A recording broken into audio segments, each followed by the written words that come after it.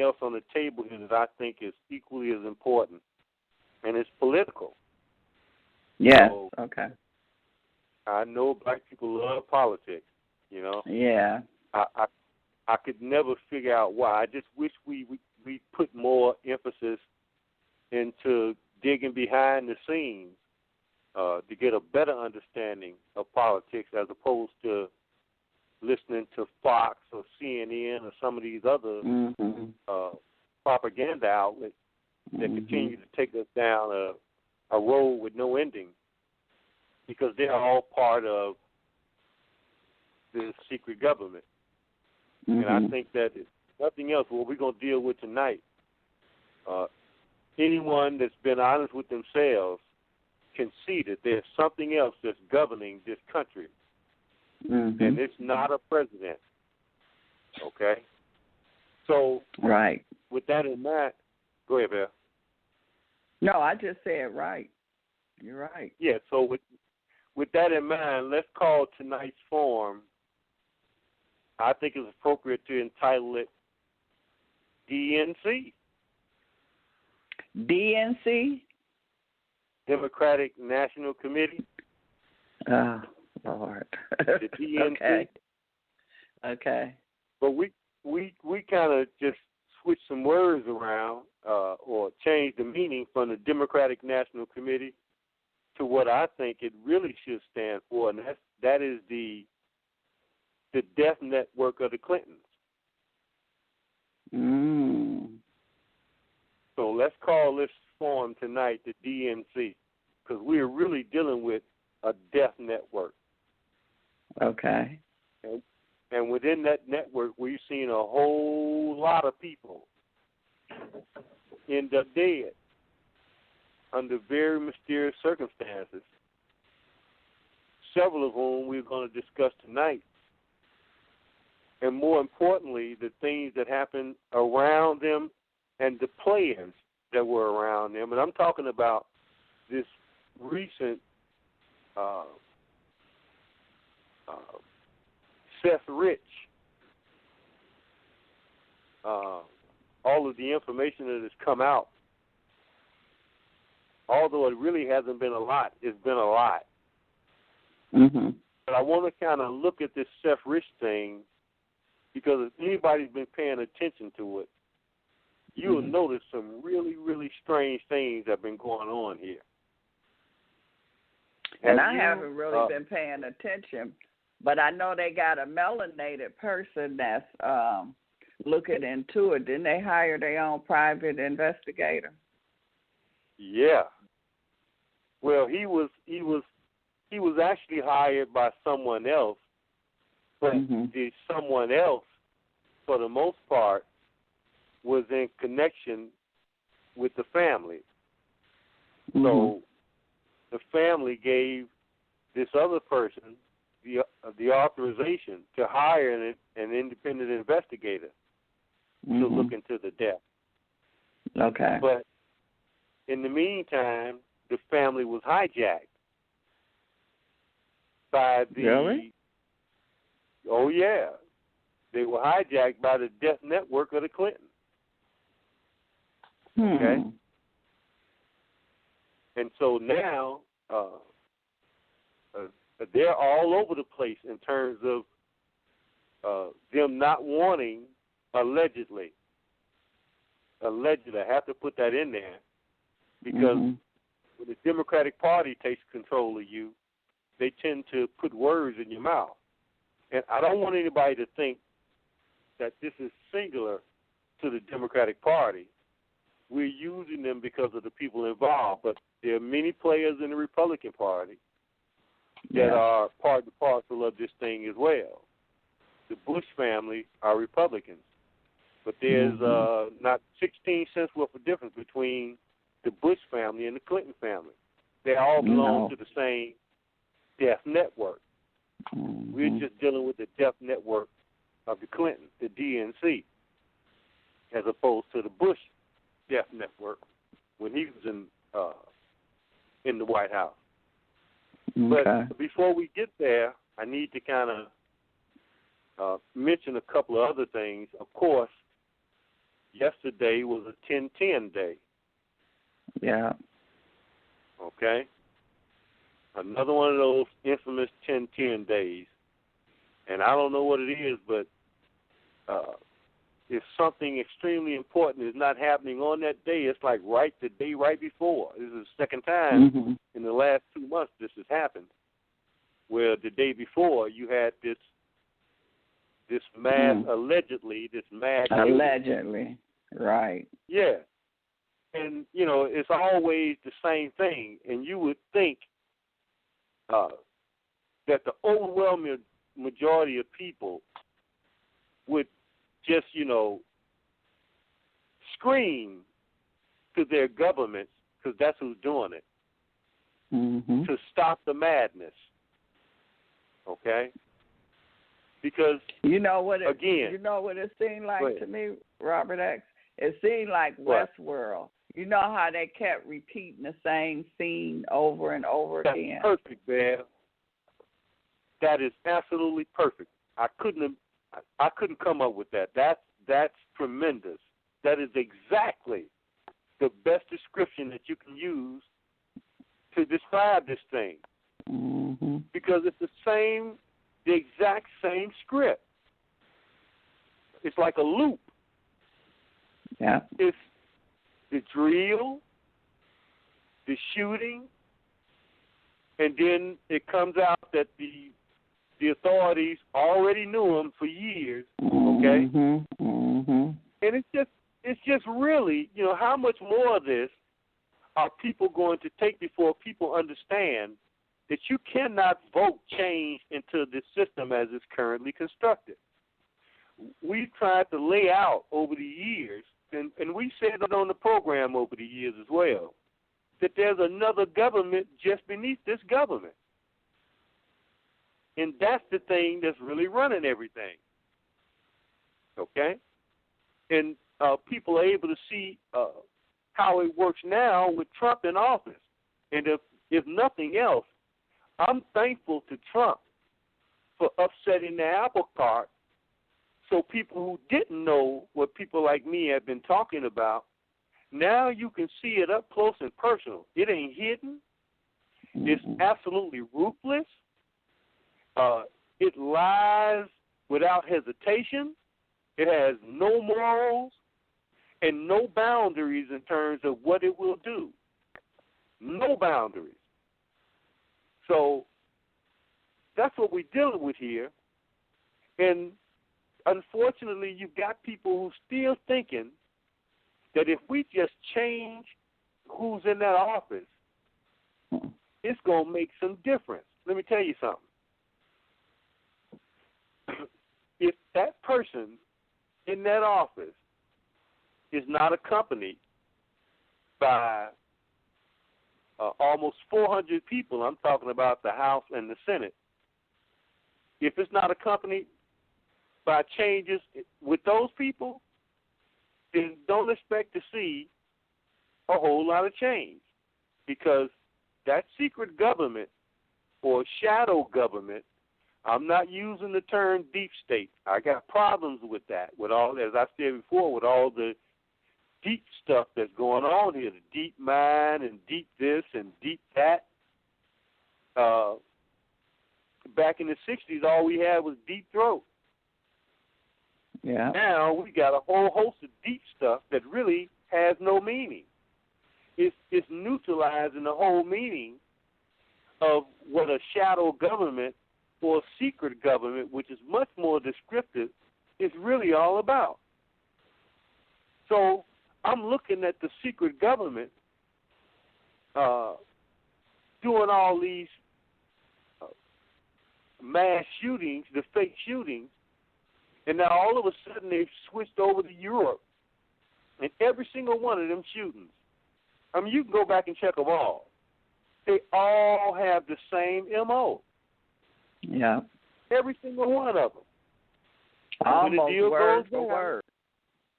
Yeah. The government always been tracking these people and just stopped tracking them just before they did the bombing. And you know what else is interesting, Bev? I managed to see a picture of this guy. Okay? Now, no pictures of no dead bodies. Can't show you that. But somehow, you got a bunch of little white kids going to some concert at night. Now, I said to myself, when was the last time a bunch of children went to a concert at night? Normally, concerts for children are like matinees. They're in the afternoon. Yeah. But here we got one at night, and it just didn't fit.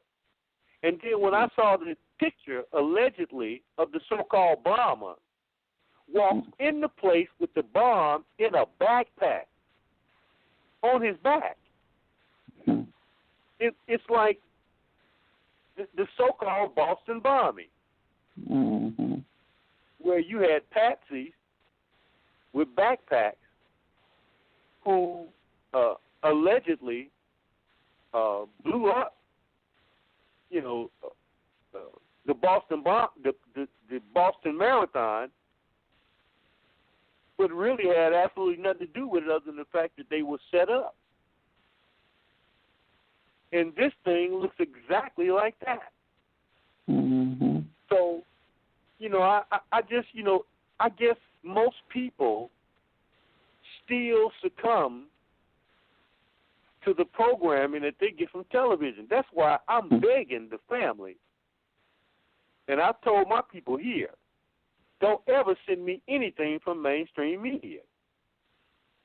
Because if it's not obvious to you by now that the mainstream media is totally corrupt, and you're really going to see it tonight, because they just shut down or attempted to shut down this whole Seth Rich investigation. They immediately began to attack the black private investigator. And everything he said was nuanced. He didn't go beyond anything that he couldn't prove. Nothing. Yeah. He's very careful in what he said. And they still attack him. And what was really insidious about the whole thing is they went and dug up this. Let me make it plain. They went and dug up one of the bitches. Okay. They went and dug up Donna Brazile and put her right back in the midst. Yes, that's that same Donna Brazile who got fired from CNN for giving Hillary Clinton the questions and the answers at a town hall meeting and said she didn't do it. And then when she got busted out, she went on TV and got religion. She went back to CNN and got religious. These people, they don't operate from the same religious perspective that we do. And this is what I'm trying to get the family to understand. Cannot continue to engage in this thing called electoral politics unless it's done in a revolutionary manner, and I haven't seen it. I'll say this. Donald Trump has come the closest to a revolutionary stance in terms of him running against the establishment in both the Republican Party and the Democratic Party. He's come the closest, but we said from the outset, unless he could bring in a whole slew of other people, that they're going to basically, they will attempt to wear him down to the point that they'll neutralize a lot of stuff that he's going to try to do, because the House and the Senate can basically stop everything that he attempts to do. They just added the court system to the mix to do what the House and the Senate can't do, and that's to stop him by way of executive orders. And we've seen that, okay, even though it's the same stuff that Barack Obama was doing. So it's just amazing to me to watch this thing unfold and how Fox News issued a letter of apology to Seth Rich's family for something that didn't even happen. Now, I know I can read in the letter of apology had nothing to do with what the private investigator was basically putting out there, which was there were very nefarious circumstances surrounding the death of Seth Rich. And it's interesting because based upon his revelations, other things came forth this time that never saw the light of day when he first got killed, when he was murdered. Never saw the light of day. Most people thought that he died at the scene. We find out that that was not the case, and that even his attending physician pretty much expected him to pull it through. But things happened at the hospital with the D.C. PD and family. Understand, the D.C. PD is really run by the president. Okay? It's really, really interesting. Yes, they have a police chief, but he answers to the president, just like the average police chief in any city answers to the mayor. In D.C., the police chief answers to the president because he's the chief executive officer of Washington, D.C. All right? And other things came out. I didn't know that 30 days after Seth Rich was murdered, the female police chief resigned. And I said, wow. She got out the way because it was obvious that this guy was killed in the hospital by her police department. Wow. Exactly. But it's not uncommon. Police have always, in many cases, served dual roles. You can go back in the history of this country and you'll find police serving as hitmen. Yeah. And when you think about it, Seth Rich walking home at 4:00 in the morning and gets shot twice in the back, even though he supposedly attempted to fight off his attackers. I contend that those attackers were probably police. Okay? And it's interesting, I didn't get the caliber of bullet, but in those situations, these assassins like to use, at close range, they like to use small caliber, particularly 22 gun, a 22 bullet, because once it gets inside of the body, it moves precipitously. I mean, it just goes all over the place, tearing up organs internally, as opposed to shooting somebody with a higher caliber gun, unless you're going to do a headshot or something like that, and the bullet will go through them. So it was just amazing to get some of the details that didn't come out before. Now we see them coming out. But before I get to all of that, I want to try to give an overview of the shadow government, and then we'll take a look at some of the people like James Comey, who, by the way, family, the current special counsel, what's his name? Mueller, former FBI director Mueller, is the mentor to James Comey. So now he's been appointed as a special counsel, okay? And also set on the board of HSBC, just like Comey.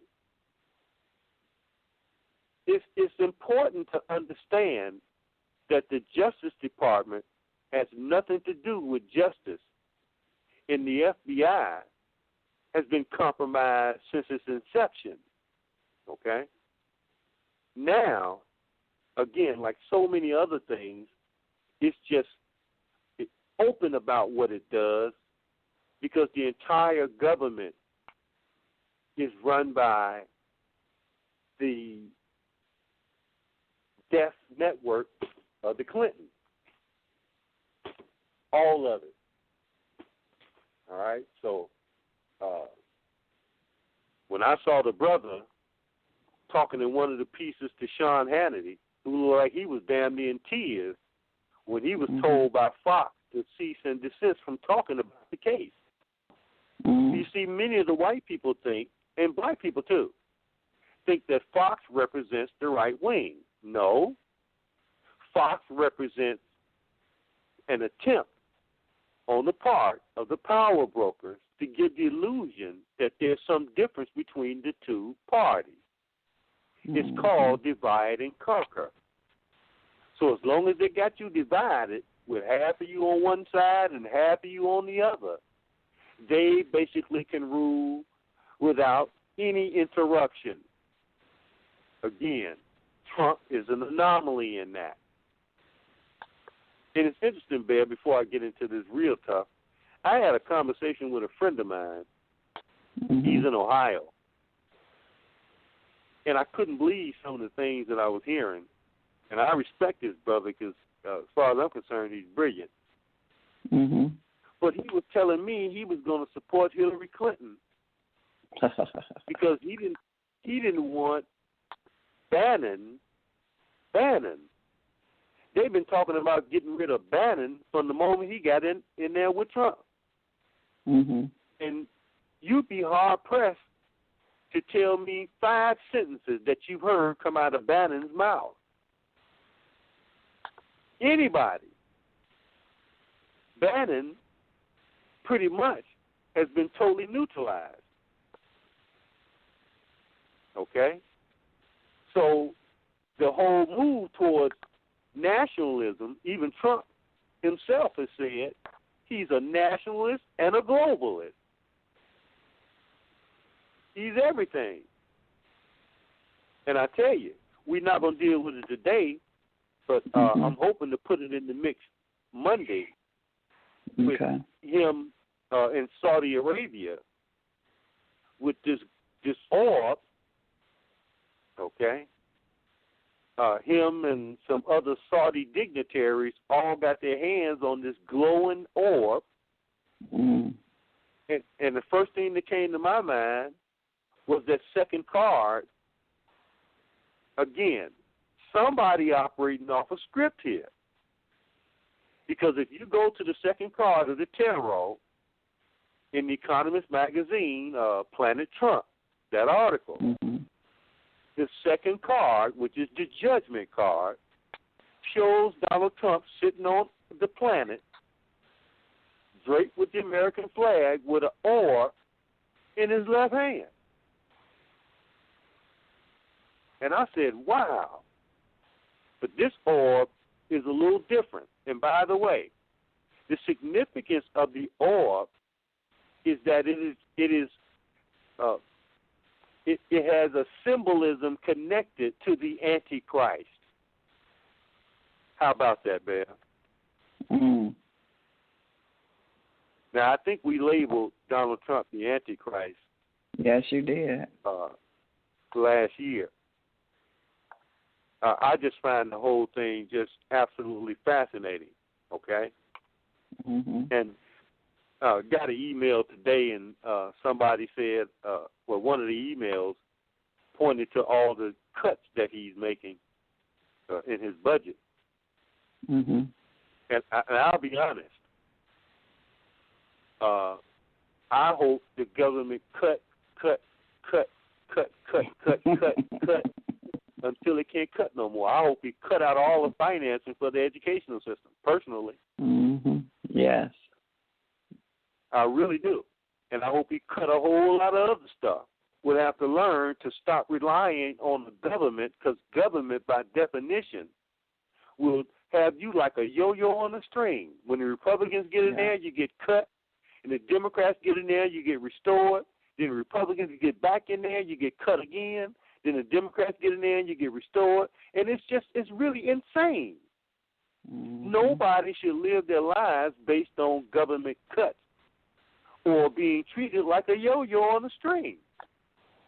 But that's what many of the leadership have driven us to, because many of them have been a part of this secret government, this shadow government, for the last 40, 45 years.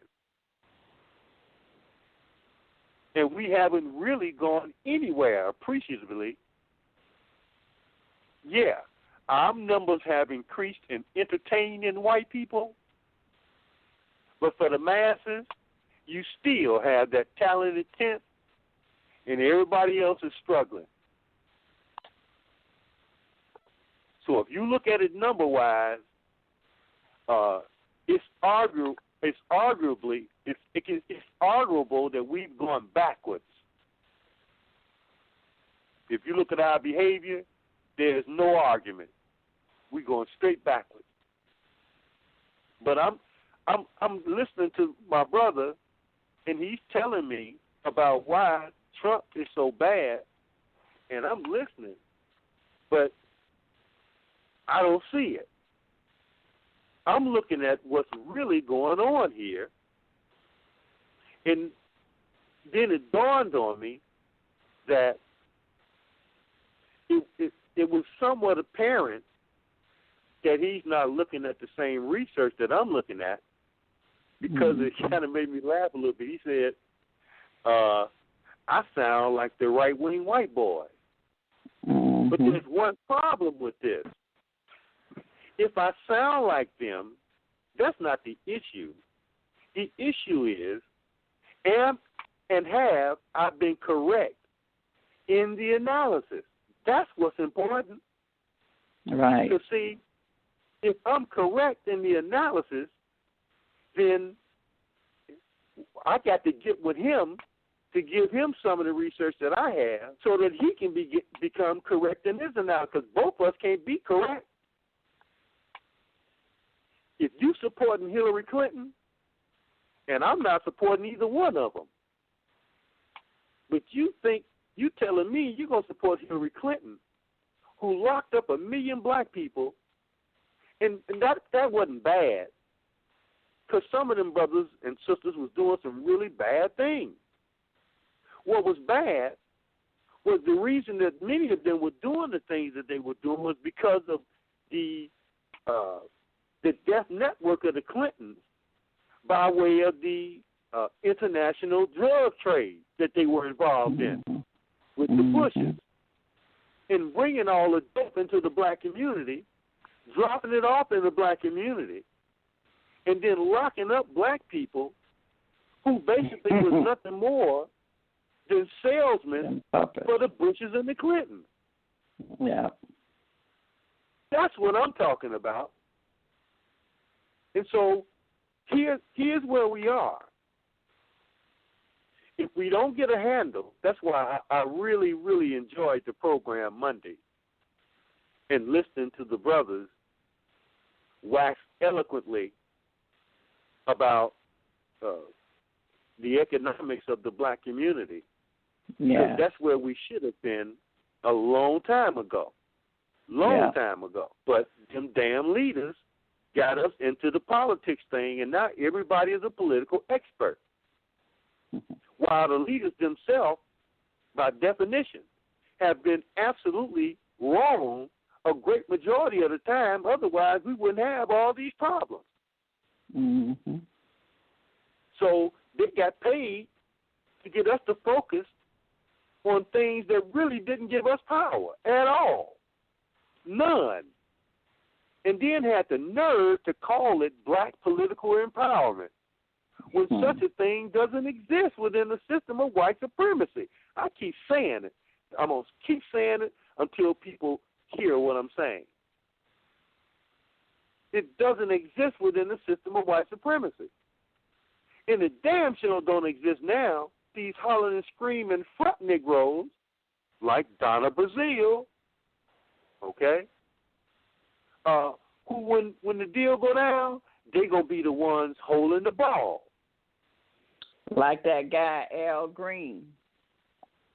Yes, he's another one. So what? Yes.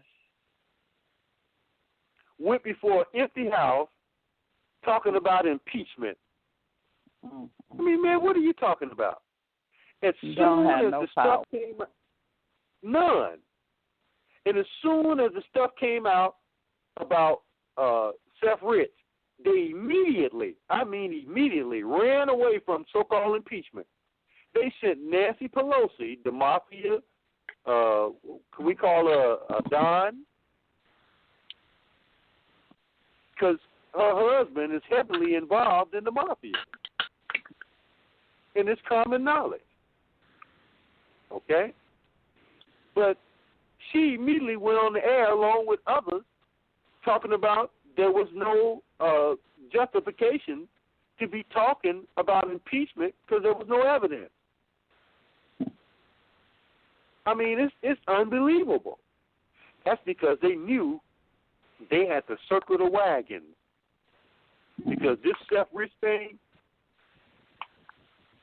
is so important, and we won't know how important it is unless Julian Assange follows up on what he said he was going to do either yesterday or the day before yesterday. And he says by next week, he's getting ready to drop some information out here that will have Hillary Clinton in handcuffs. All right. That ain't all. Huh? I said all right. Well, it still got to be, it remains to be seen because, again, we're talking about something in terms of the death network of the Clintons that has been able to threaten its way and still remain hidden for the most part, okay, but has been able to neutralize everything and everybody that's come against it simply by telling lies, okay, and have those lies reinforced by the system that they have in place through media. They don't worry about telling the truth. That's for people with honor. These people don't have any honor. It's about power. It got nothing to do with honor. So you got this homosexual that's basically the spokesperson for Seth Rich's family that's basically run by the D.N.C. He's the mouthpiece to keep an eye on Seth Rich's mama and daddy to make sure that they only say what they're told. But that's the nature of the death network of the Clintons. Because if they ain't careful, they'll end up in a one-car accident. Yeah. I mean, that's how these people work, because we're talking about all the marbles here. If it's true that Seth Rich can be shown to be the person that gave all that information to WikiLeaks, and then WikiLeaks releases the exact amount of information that supposedly showed up on Seth Rich's laptop, okay? 44,000 plus emails, and then WikiLeaks releases those emails, then what that does is that points to the collusion on the part of the death network of the Clintons to create a fake scenario where Russia, with no evidence, all the way up to the day, with testimony coming from high-ranking intelligence officials in the Congress saying there's absolutely no evidence that the Russians were working with Donald Trump. That just happened today. Okay, I think it was, I'm not going to even go down that road because I can't keep in mind all of these guys from the intelligence community, but it was one of the major players from the intelligence community, okay? He's sitting there saying point blank there's no evidence connecting Donald Trump with the Russians, which says that there's a conspiracy going on here by definition. And the conspiracy is being run through the shadow government, okay? Buttressed by the death network of the Clintons. Here's the other piece that, quite interestingly enough, just happens to be put on the table that's causing major panic, and that's the fat guy, Kim.com, who, as soon as he saw the media neutralizing the private investigator, he came out point blank and said he was personally in direct contact with Seth Rich, and that he and WikiLeaks were given the same information. He was working with WikiLeaks with Seth and Seth Rich. He and Seth Rich supposedly met more than once. He proposed that he would come to the country, to the United States, and testify before Congress, but with the guarantee that his safety could be guaranteed by the special counsel, Mueller. Okay? Mm-hmm. If that happens, and we'll know by next week, just like we'll know if Julian Assange is going to release jail material, as he said he would, where he pretty much guaranteed that Hillary Clinton would be in chains, in handcuffs next week with the stuff that he's going to release. Now, I ain't in charge of none of it, so I've always had limited confidence in terms of what white people say they're going to do and what they do.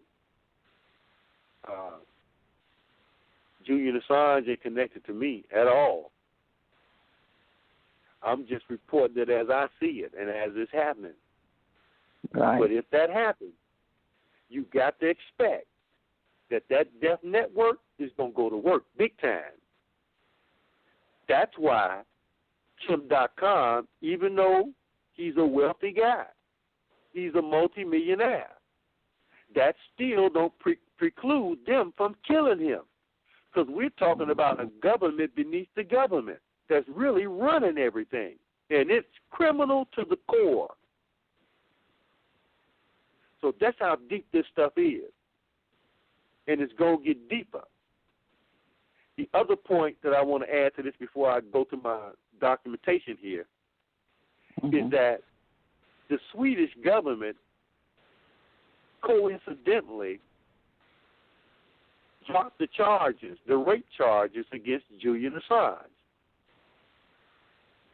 Yeah. So now there's absolutely no reason for him to have to remain locked up in the Ecuadorian embassy in London, except that now they want to charge him with, I'm sure, printing or releasing all those documents that basically busted out John Podesta and Hillary Clinton. But notice, family, the stuff that he released was Podesta's email. He hasn't really released Hillary's emails yet. Can you imagine, because of how brazen she was, the kind of stuff that she got on her computer? And by the way, family, again, to show you the criminality of this whole thing, Anthony Weiner also pretty much was convicted, okay, of being a pedophile. But as I read it, if he goes to jail at all, he'll go for less than 2 years, which means he's got to do less than 1 for being a pedophile and being busted more than once. So again, this whole system stinks to the core. And I'm warning black people, if you don't organize yourselves around something other than this, I'm going to leave it right there. You can fill in the blank. So now, because I'm going to tell you, some of us are going to make it out of it, but a whole lot of us are not. Okay? Yeah. Because we don't choose to follow the bouncing ball to see, what's really causing that ball to bounce. We seem to be stuck in this mode where all we got to do is turn on CNN and we informed because that's the news. And if it's the news, it has to be accurate. It's the damnedest thing, okay? Even though right now we're seeing all this stuff is phony as hell. I mean, it's just absolutely phony.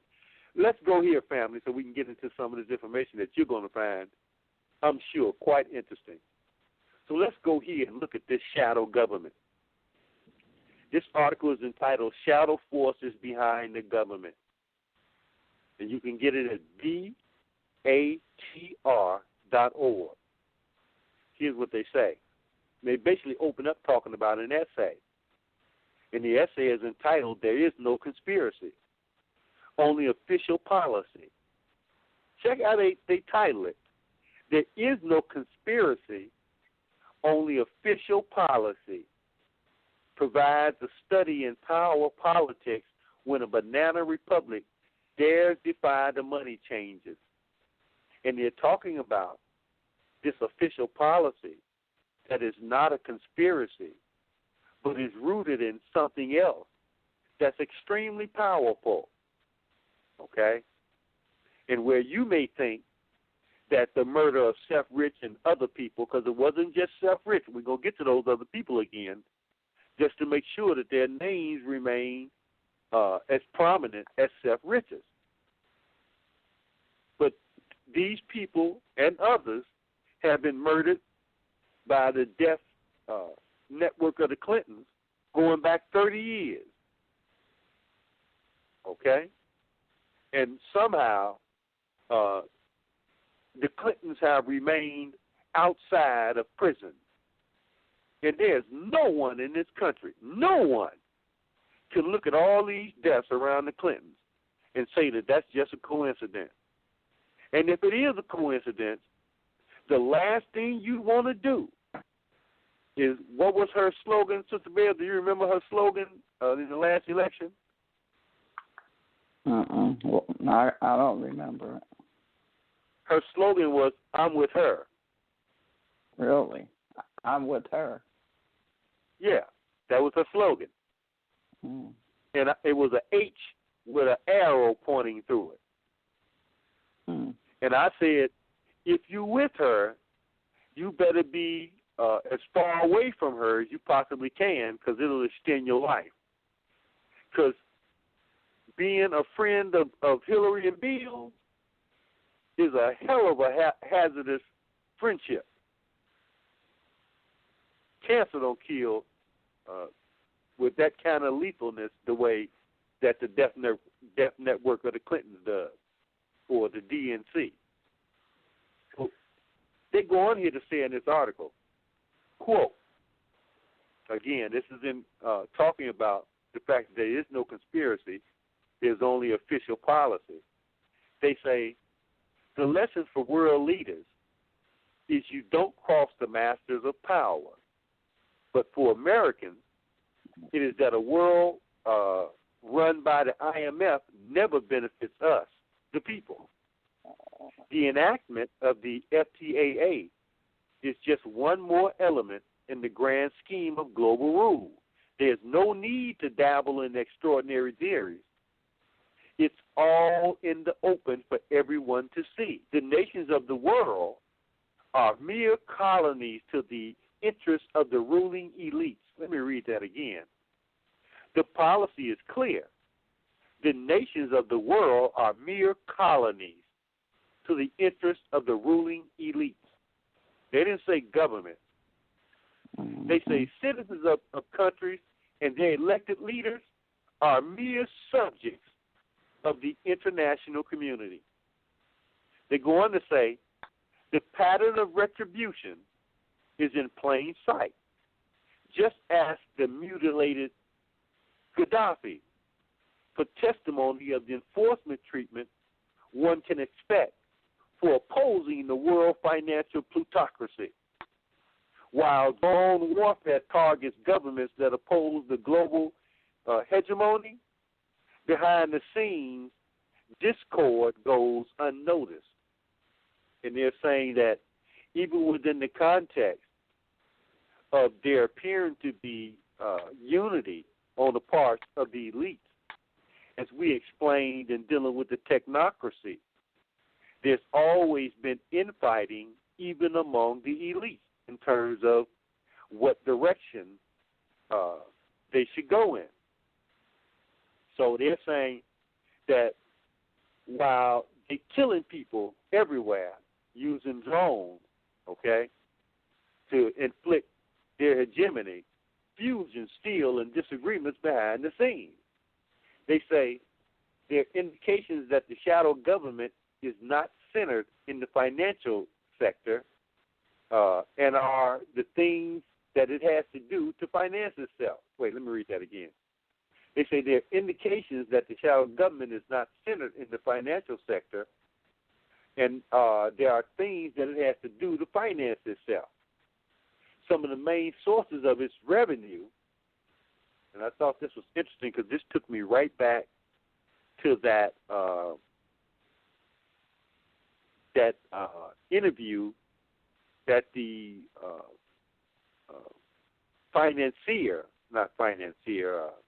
the banker gave, talking about the fact that they wanted him to engage in child ritual sacrifice and he couldn't do it.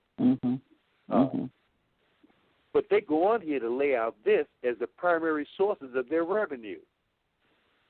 Black budgets. That's like the $4 trillion that disappeared that don't nobody know where it disappeared to. Okay? That's one source of their capital. The drug trade. That's why the drug trade is international in scope. And HSBC, that we'll come to in a second, could get off scot-free. Nobody went to jail at any level while they were caught again, just like J.P. Morgan Chase and Goldman Sachs and Citibank and others, caught over and over financing drug money. Nobody ever goes to jail. Only the little people out here on the street go to jail. Okay? One of the other means of acquiring and maintaining capital is raiding financial institutions where they can divert funds, seize smaller institutions where you see the smaller banks being swallowed up by the big banks, okay? Right. And the larger banks are always controlled by the shadow government. All right? And then you have another way is through public authorities where quasi-governmental enterprise controls substantial assets like in housing, the Port Authority, energy, water, transportation, various utilities, local telephone and cable companies, government contracts, the arms trade. All of these are nothing more than venues for the elites to maintain their flow or to keep the money flowing to them using all means of government and private institutions to basically maintain control of everything. Mm-hmm. So they say, who really controls the intelligence agency? I guarantee you, nobody in the audience could tell you who controls the intelligence agencies, particularly today, because, again, through privatization, they've been broken up, and that's, in a large degree, how the death network of the Clintons has been able to operate. Because, as we pointed out, they use the Clinton Foundation to finance some of these efforts, like the guy that did the bombing in London, in Britain, the other day. Okay? They finance and train these people off the books, and they do it with your money. But the money is coming through a variety of means, including the Clinton Foundation. And, of course, we exposed that a little while back. So that's nothing new to this family. Just, again, reiterating how there are people who see the levels of control and how expansive these levels of control really are, while the people think that they're in control when the people don't control anything. Okay? Now, they go on to say there's a further breakdown done by Richard Boylan, a Ph.D., who offers a structural analysis of the secret shadow government. He says in the shadow government, there are 5 branches that can be identified: the executive branch, the intelligence branch, the War Department, the weapons industry, and the financial department. Now, I know that don't sound like your government, okay? But that is your real government. That's your government, okay? So all this House and Senate and all this stuff is done. It's totally done. They say the overall purpose of the shadow government, and I'm just going to read, they have several the definitions down here. We're just going to give a couple. But the overall purpose of the shadow government, number 4, is to develop an armed capability to repel any threat to the status quo. Mm-hmm. Now, I know the family heard that. Now, if that ain't what we've been saying, I don't know what else to say, including ontological, social, and the economic impacts of any revelation of the reality of UFO and extraterrestrial presence. Now, why would he put that in there? This guy's a PhD. He's basically telling you that, like, a major building in the Vatican compound that is, in fact, a serpent, complete with eyes, entire shape of the complex, is in the shape of a serpent, with the Pope standing right at the 2 prongs of the tongue, right? He's standing where the venom comes from a serpent. And I'm going to make sure I send you that photograph of that, Sister Bear. Okay. That it is mind-blowing that they don't even have this. And there's no question at it. Go ahead. Go ahead. No, I was just looking at it this. I was looking at it this morning when Trump was over there, and I was looking on the walls. I mean, on the walls is nothing but it's naked children all on the walls there. I mean, come on now. When you walk in there, how you walk in a place and you got all these naked children on the walls? I don't think Trump is necessarily shocked at that. But it fits. That's why you see all these pedophiles. The priests are pedophile. You say, Absolutely. And I'm like, people don't see this. I mean, they looking at the ceremony, but I'm looking at the paintings and the pictures and I mean, you can see it.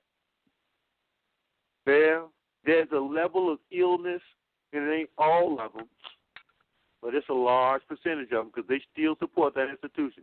They literally think that some God ordained these people who rape their children, okay? And it's no secret. It's all over the place in the Vatican. These people know they don't care, okay? I mean, what else can you say but they don't care? Because anytime you sacrifice your children, because that's what they do, they want their children to be altar boys and all this kind of stuff, in spite of their children being raped by the tens of thousands and probably even more than that. That's what they tell us, okay? But they don't care. There's a level of sick that's pervasive for white people. And I hate for it to sound like that. It's like a mental illness or something. It's yeah. Well, that's what I'm talking about. Okay. It is mental. So I agree. But it's there and it's obvious because them same people will holler and scream if some regular, ordinary person raped their child. But somehow, if he got that white hole in his neck, somehow that gives him more authority to rape your children than a regular person. And see, man, this is why I get upset when people aren't up in arms over these people having these pilot programs in the school system teaching children how to have anal sex. People ain't upset over that. Then, you know, it's kind of hard to sympathize with anybody who just sit back and do nothing and allow that to become a part of the norm. I'm talking about my people, okay? Because our people, our children are in the public schools unlike anybody else's children. Let's be real. And when they announced that, I didn't see nobody raising hell.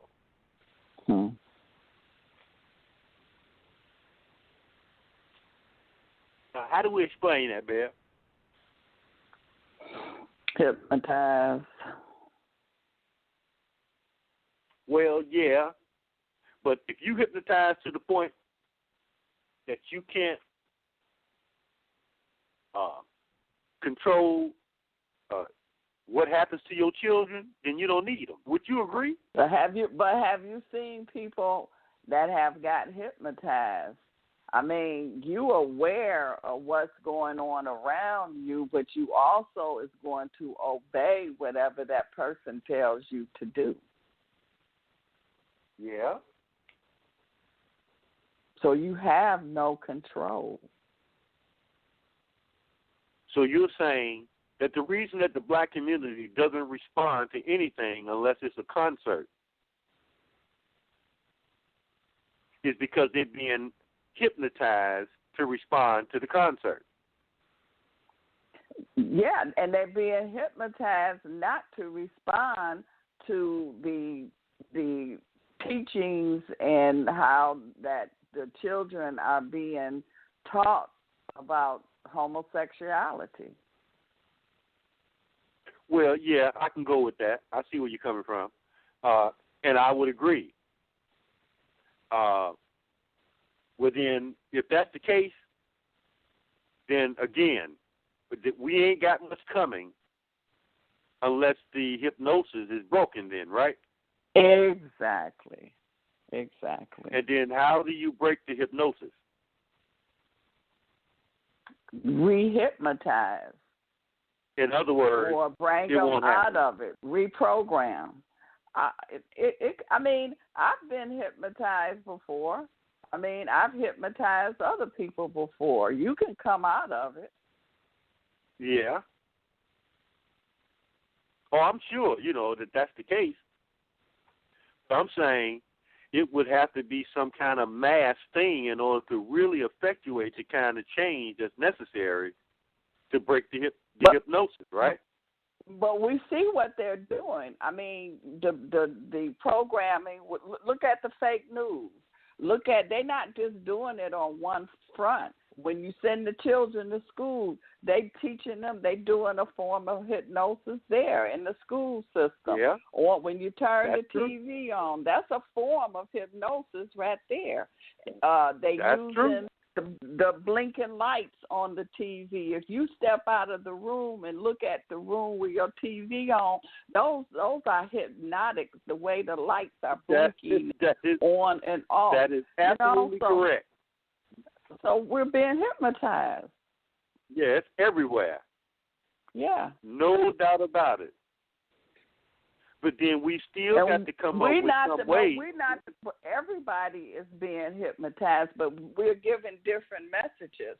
They're telling non-melanated people one message, and they're telling us another message, but everybody really is being hypnotized. That's brilliant, Bear. And you know what?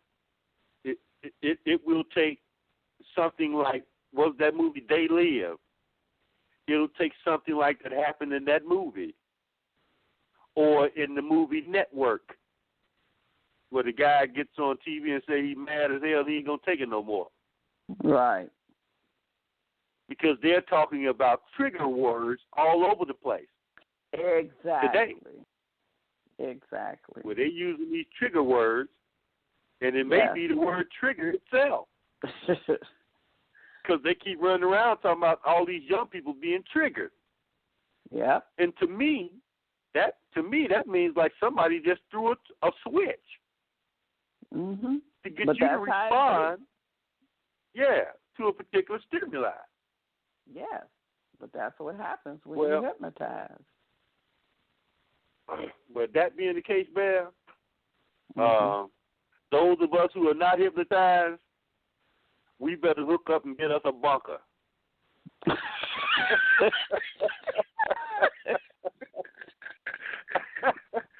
Seriously, because I'm telling you, and I said it the other day, I'll use my own family as an example. Man, oh man. I'm talking about beyond my immediate family. I'm talking about my extended family. Brain dead. Totally. Yes. Okay? So, and again, I want the family to understand that you ain't out there alone. You part of that small group that don't respond to the trigger mechanism. Yes. Okay? And I'm going to be honest. I don't know outside of some mass gathering, because we don't have the capacity to reach masses of people, that we're going to be able to break that, okay? Again, it's like what you've been saying. Just think about the power people. We don't need to get them all at one time, but most of the truth to power people are woke, you know? Yeah, and other shows and other avenues. I mean, everybody is not up under it. They know how to get out of it. You took the words right out of my mouth. I was just ready to say, it's what you've been saying all the time. it's only going to be a small few. Man, some of these people, the behavior is just absolutely infantile.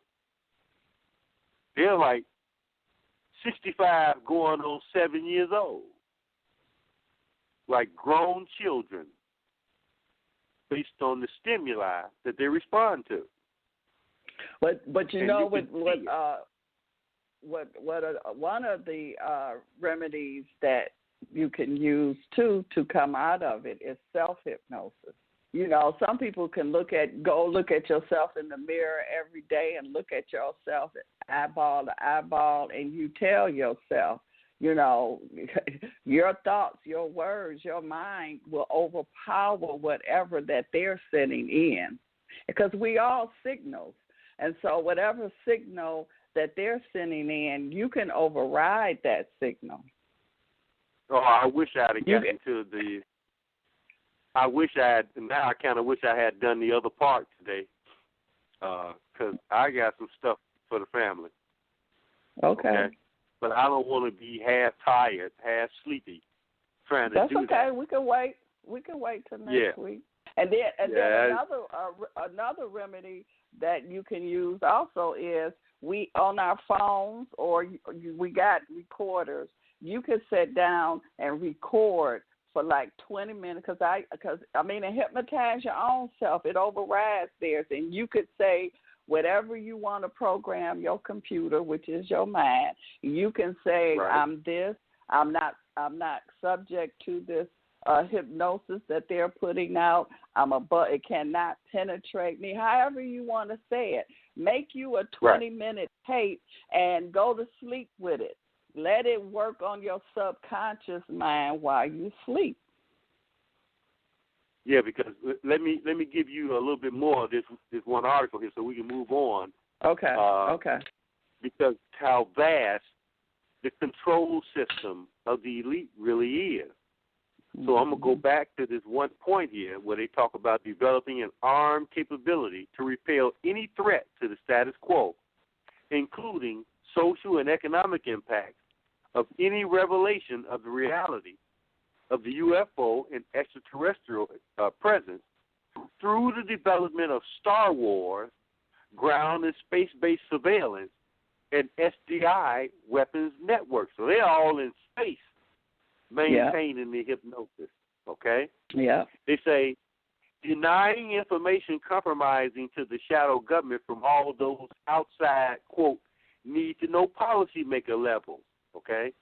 So if you ain't a part of the people that have been chosen to receive certain amounts of information, or you don't have that need to know, you think you're with them, but you're not. You're being used by them.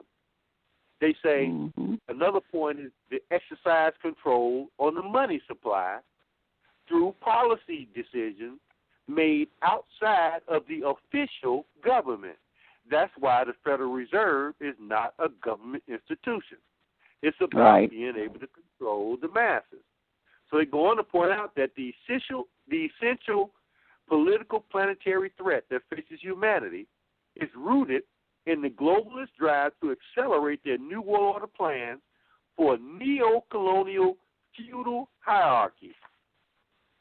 They go on to say, when the shadow government usurps the stated, original, limited authorities and separations of powers, citizens of a country are relegated to a menu entree on the feasting table of the power elites. In other words, you are nothing more than something to be consumed by them.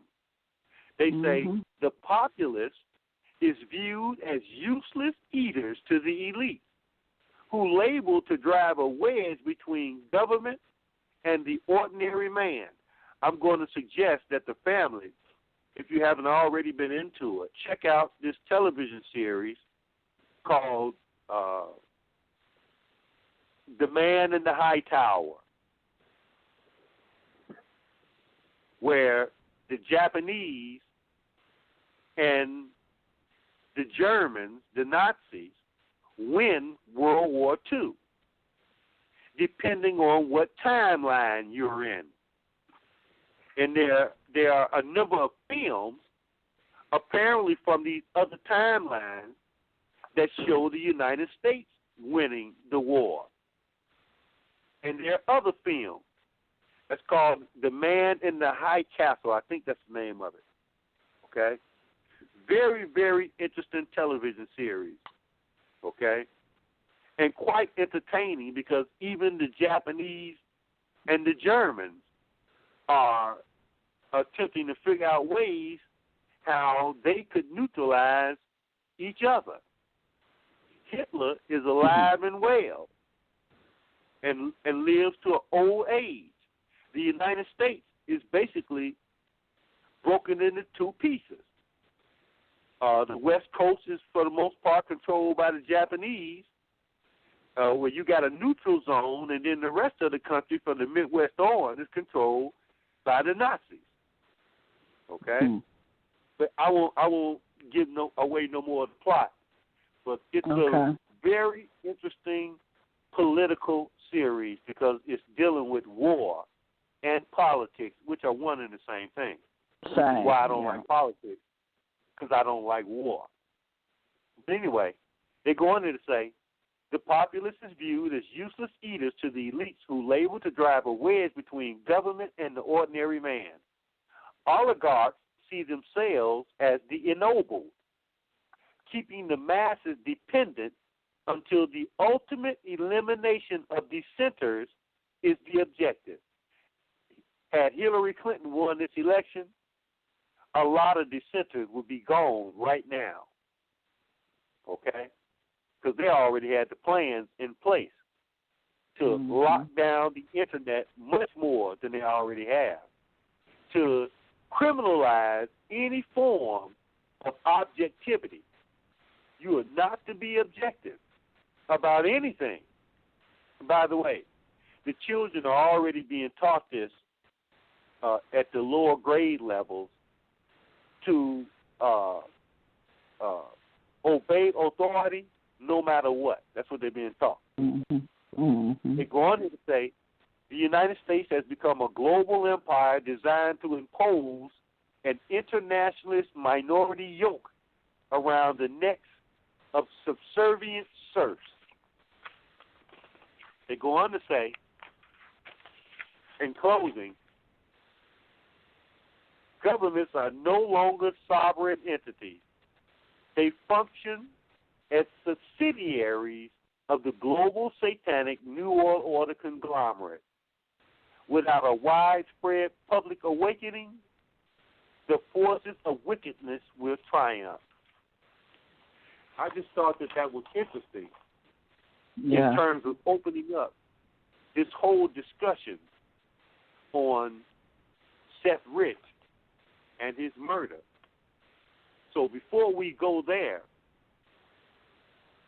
we need to lay out some of the other nuanced connections in terms of justice, which basically doesn't exist, okay? But you need to understand why it doesn't exist. And as we mentioned, there's no better way to deal with that understanding than look at the situation with James Comey, who, keep in mind, family, did absolutely no investigation of the murder of Seth Rich. And, of course, the D.C. Police Department didn't do any investigation either. That's why when the brother comes forth with his information, it shocks everybody, and then all this other information just starts coming out of nowhere about what really happened. And I know because I looked, and most of this information never saw the light of day. So let's take a look at the people who were charged with instituting justice, but in fact has absolutely no intention of instituting justice, because that flies in the face of this elite attempt to implement world government. This article is from the Free Thought Project, which I think everybody could label a liberal, open-minded publication or organization, which is really what they are. The Free Thought Project. Too big to jail. U.S. refuses to charge HSBC because it could hurt the financial system. This is from the freethoughtproject.com. Here's what they say here. HSBC escaped prosecution for money laundering because the behemoth was too big to jail. A U.S. congressional report entitled Too Big to Jail, inside the Obama Justice Department's decision not to hold Wall Street accountable, found officials in the UK applied the same warning of, quote, market turmoil, unquote, to ensure that HSBC wouldn't be subject to prosecution for serious allegations. Quote, senior Department of Justice leadership, including Attorney General Eric Holder, overruled an internal recommendation by the Department of Justice's Asset Forfeiture and Money Laundering section to prosecute HSBC because of Department of Justice leadership concern that prosecuting the bank would have serious adverse consequences on the financial system. Quote, Holder misled Congress concerning the Department of Justice reasons for not bringing a criminal prosecution against HSBC, unquote. Chaired by Representative Jed Hensarling, the Committee on Financial Services initiated a study in March 2013 concerning the decision not to prosecute the bank nor its executives or employees for laundering drug cartel money. From the beginning, the committee encountered, quote, non-compliance, unquote, in efforts to obtain relevant documents from the Department of Justice and Treasury, necessitating subpoenas to both agencies. It took the committee 3 full years for the information to procure the items for review, and records from the Treasury show that the Department of Justice, quote, has not been forthright with Congress or the American people concerning its decisions, unquote, not to prosecute the big bank. Quote, Attorney General Loretta Lynch and Secretary of the Treasury Jack Lew remain in default of their legal obligation to produce the subpoenaed records to the committee, unquote. Quote, the Department of Justice and Treasury's efforts to impede the committee's investigation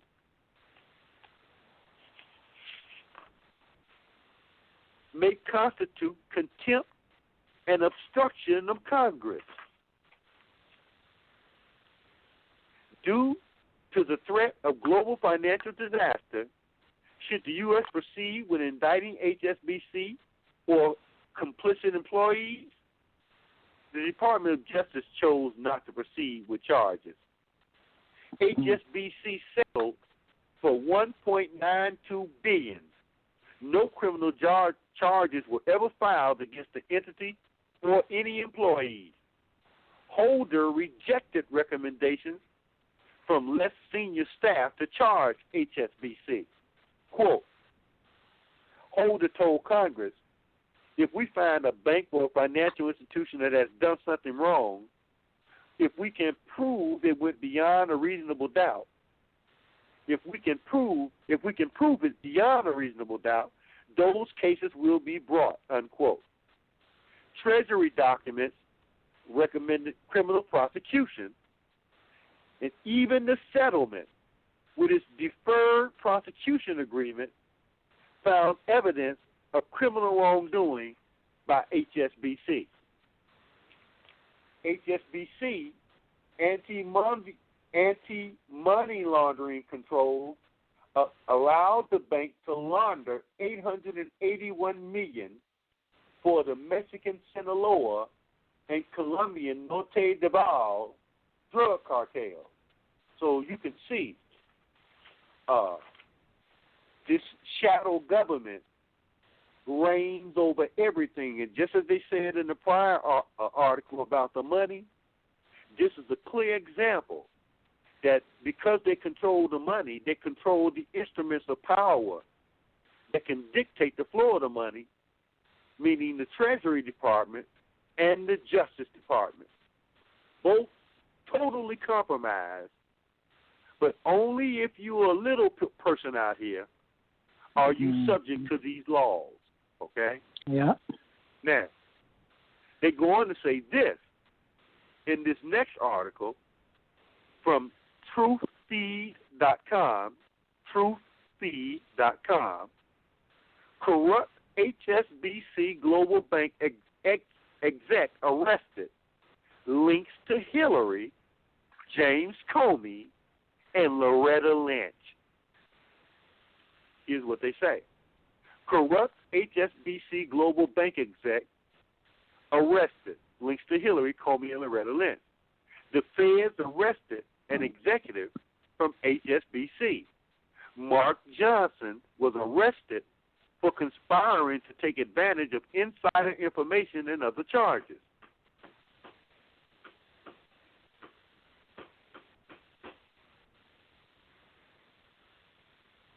HSBC has many times paid billions of dollars to settle money laundering and mortgage abuses. They were also involved in the huge YUGE tax evasion scandal, where HSBC enabled thousands of Americans, including drug traffickers, arms dealers, and wealthy power players, to avoid taxes by hiding their money in a Swiss bank account that they owned. However, not just Hillary, Loretta Lynch, James Comey, and Barack Obama had ties to the criminal organization at HSBC. They say Loretta Lynch, the U.S. Attorney for the Eastern District of New York in Manhattan, brokered the deal with Holder that allowed HSBC to pay fines instead of being criminally charged. And you might recall, Bev, we pointed out in one of the other shows that that's why they chose Loretta Lynch to succeed Eric Holder, because she, too, has a long history of being compromised by this elite system, okay? So that's why she met with Bill Clinton, tarmac, on that airplane when Hillary was under investigation, because she was clear that no matter what anybody said, there was not going to be any justice meted out to Hillary Clinton or her, okay? So they say she brokered the deal with Holder that allowed HSBC to pay fines instead of being criminally charged. Lynch and Holder were accused of acting as if the bank was, quote, too big to prosecute, and people likened the fine to a parking ticket. So that $1.92 billion was peanuts when you really looked at the overall picture at how much money is being laundered by HSBC and other banks from the drug trafficking, the drug cartel. Oh, yeah. They showed you that on Scarface. Absolutely. No question about it. But, of course, they sent in suicide squads to get rid of Scarface because he had got too big for his britches. So the elite sent him in there and got him out of there. Right. They go on to say James Comey's ties. They say Comey was nominated by Obama for a post on HSBC's board of directors in June 2012. Let me read that again. Comey was nominated by Obama for a post on HSBC's board of directors in June 2012, and he was appointed to the board on March the 4th, 2013. He served on HSBC's Financial System Vulnerabilities Committee.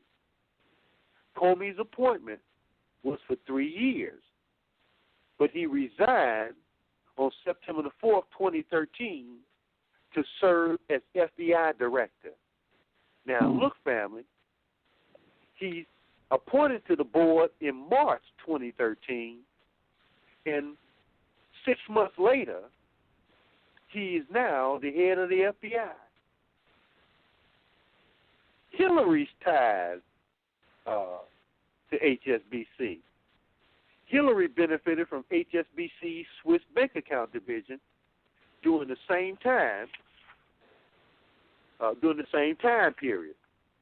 Leaked files revealed the identities of at least 7 donors who were HSBC clients and contributed to the Clinton Foundation to the tune of $81 million in contributions.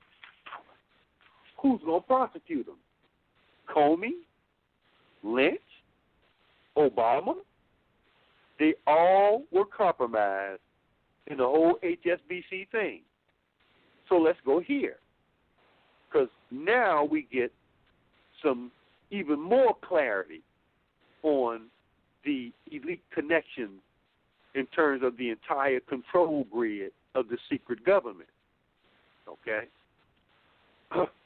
This is from 21st Century Wire.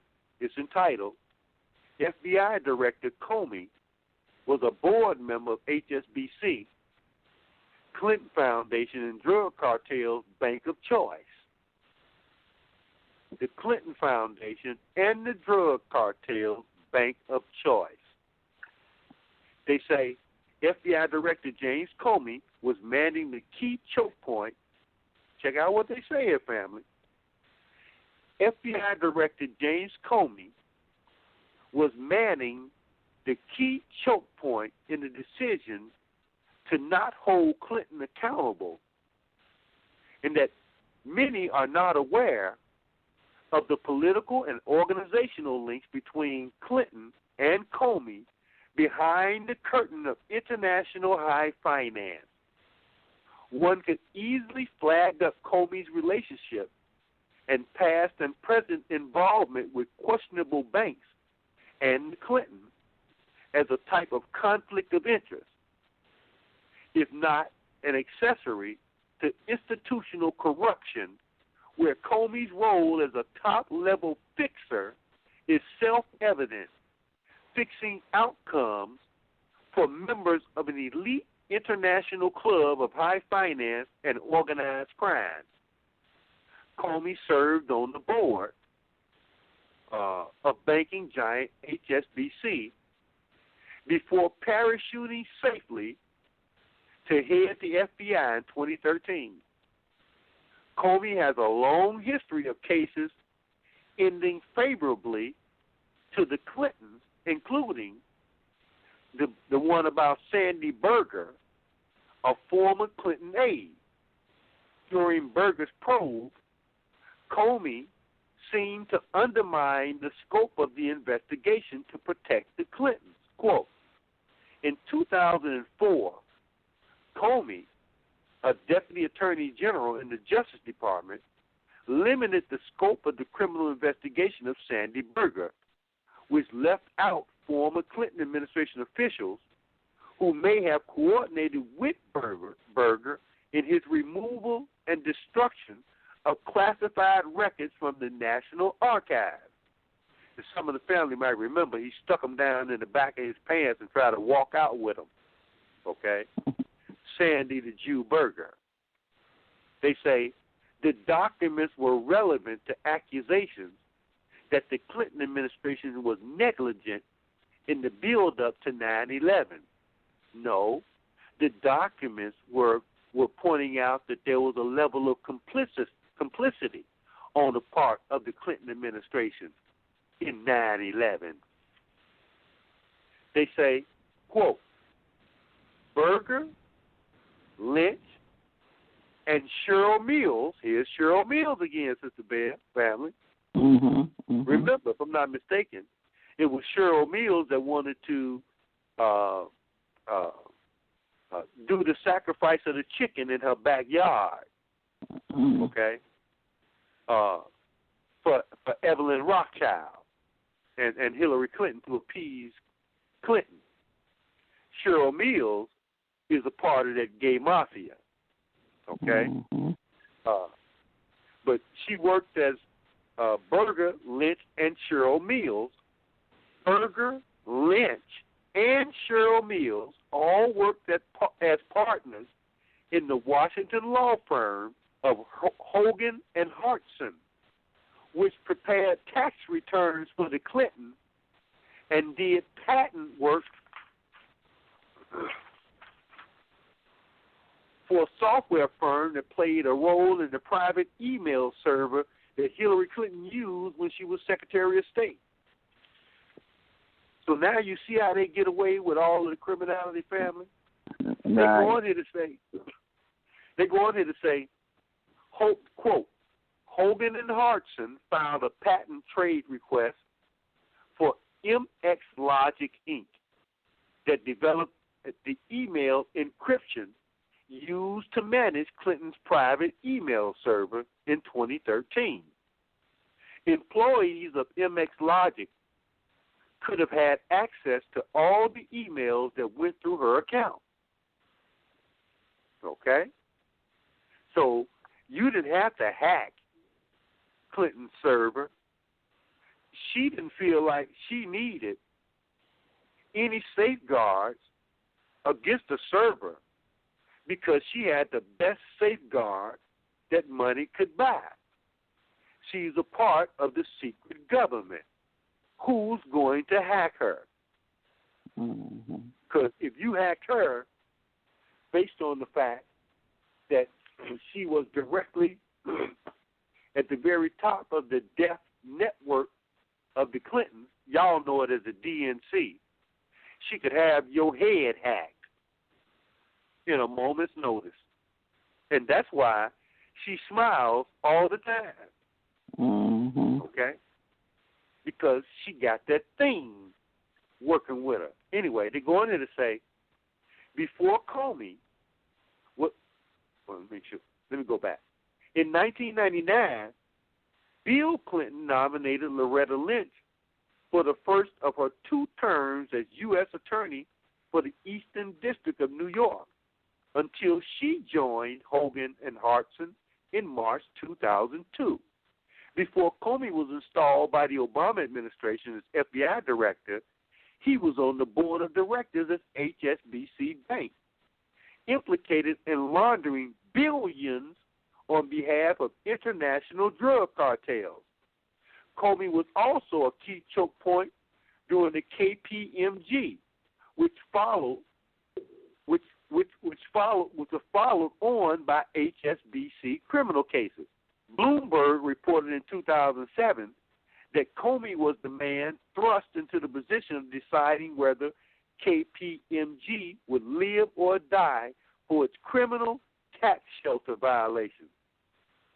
Has Comey been put in place to stop corruption or enable it? And remember, family, we pointed out that that's exactly what his role was, because if you look throughout government, in the top 4 or 5 positions in every area of government, they're criminals. So if they remove the top 2, you still have another 2 or 3, in some cases more, depending on how much saturation that they need, that will serve as what they call the deep state, okay, to funnel information back to these criminals, okay?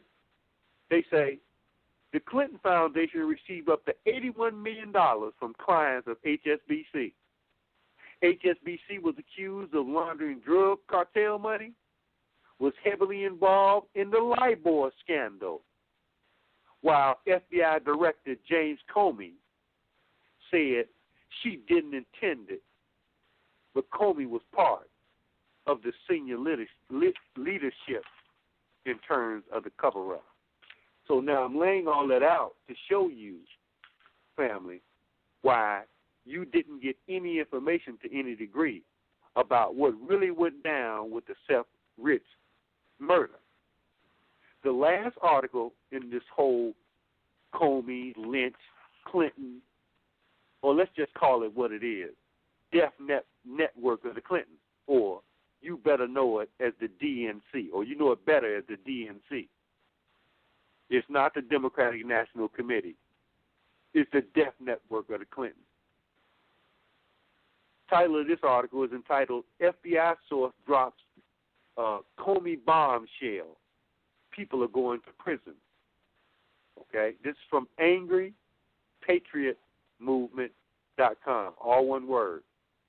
One line in here, okay? The rest of it is inconsequential because of all the information I just gave you, pointing out that there's something else beneath or above what we know as the justice system. They say Washington reporter Jack Posobiec announced that his FBI sources say that Comey dropped the Susan Rice investigation because it would have implicated himself. This is recent, family.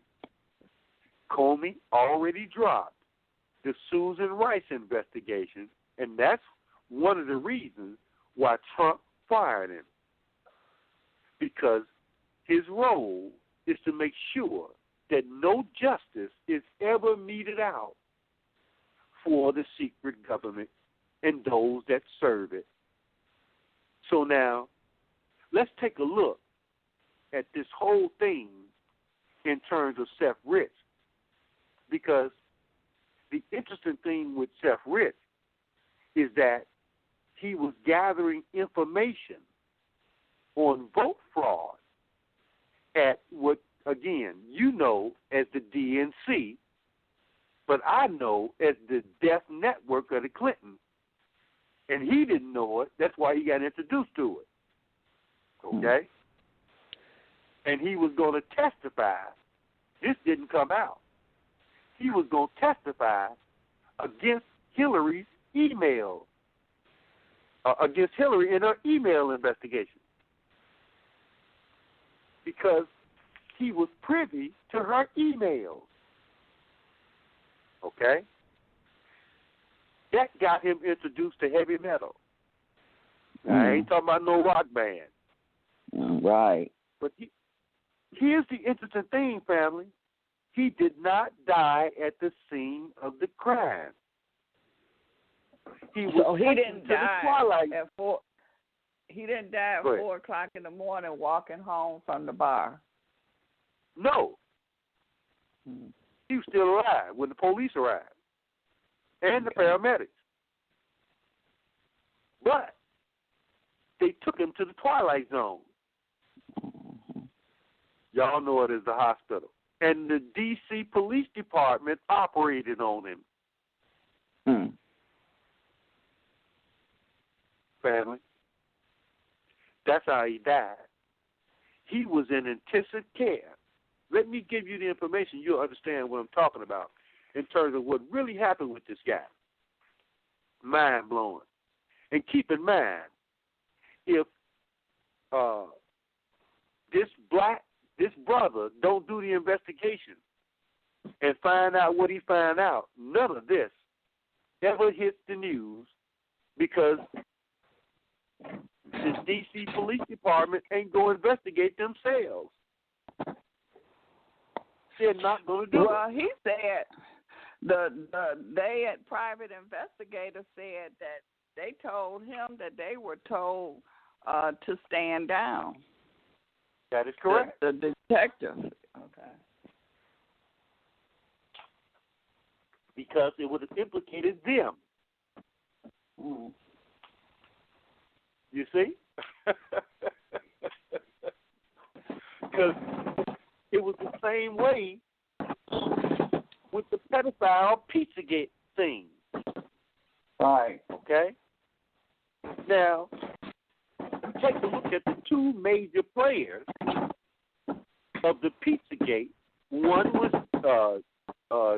John Podesta, who now works at the Washington Post,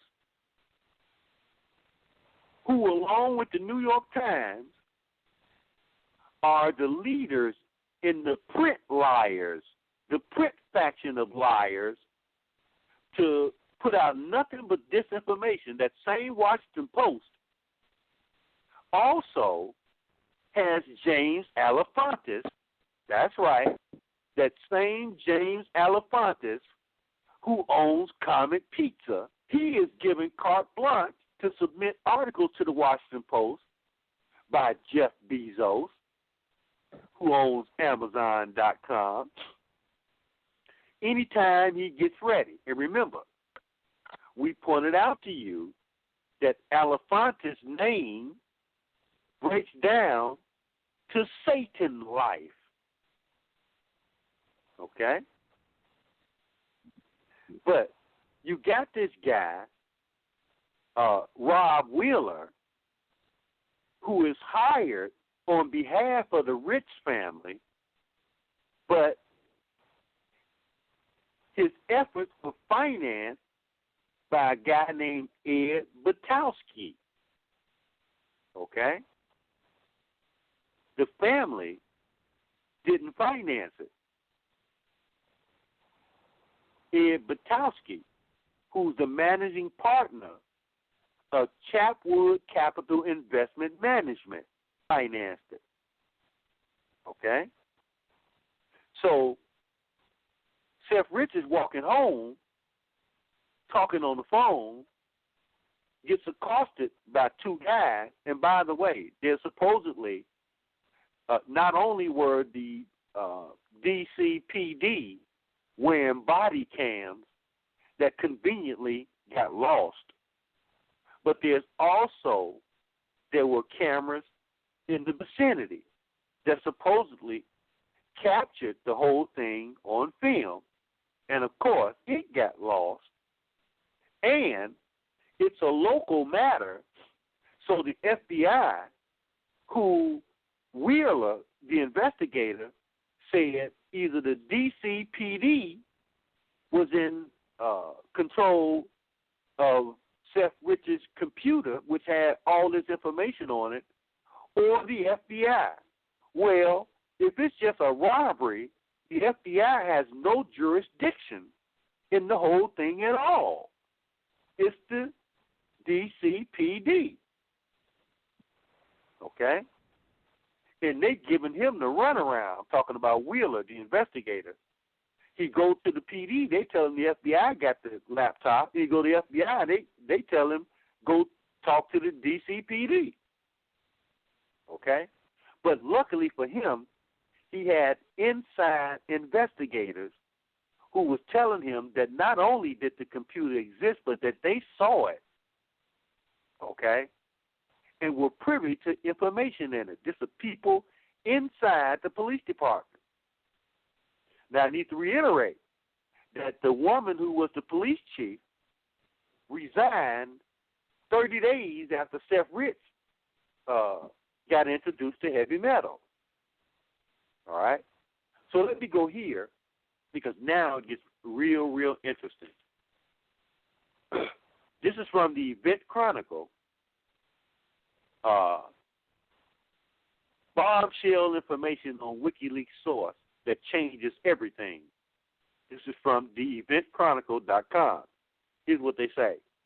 Information has come to light from private investigator Rob Wheeler and Fox News. Wheeler is a former D.C. homicide detective. The mainstream media is pretending that none of this is happening and reporting on Russian agents. So you see, no matter what, very creditable information that comes forth, the death network of the Clintons and its connection to the mainstream media are going to continue to lie to the people, because that's the only way that they can maintain control over everybody. Yeah. Okay? They go on here to say Seth Rich had been employed by the D.N.C. for 2 years, and he was a director of voter expansion. Some thought that he knew about the voter fraud occurring during the primaries and that he was responsible for a leak of 30,000 D.N.C. emails to WikiLeaks. The leak appeared to show the party conspiring against Bernie Sanders. And they're basically saying that Seth Rich was a Sanders supporter, and he found out that the whole thing was rigged. So he gives the emails to Julian Assange. Assange releases them shortly after Seth Rich is killed, right on the eve of the Democratic National Convention, and that forced the top 4 people at the Democratic Democratic National Committee to, in fact, resign based upon it. Not based upon lies, but based upon facts that everything was rigged for Hillary Clinton, and she never won a damn thing in her life. Everything was always fixed for her, okay? And to this day, she's won nothing, including her Senate seat in New York. That was fake, too. That woman never lived in New York. That woman lived in Arkansas. Before Arkansas, she lived in Illinois. That woman never lived in New York. But when you're a part of the Death Network, you can live or claim residence wherever you want to live, like Rahm Emanuel did here in Chicago. He ain't lived in Chicago in almost 20 years. Okay? But somehow he's the mayor. And even though he got challenged as he ran for mayor, the criminal court system, which is run by criminals, that's why they call it criminal justice, basically overlooked all rational legal arguments and allowed him to become the mayor of this city, where he has just screwed everybody that had anything to do with caring about this city. I'm not one of them. I didn't expect nothing from him because I know him.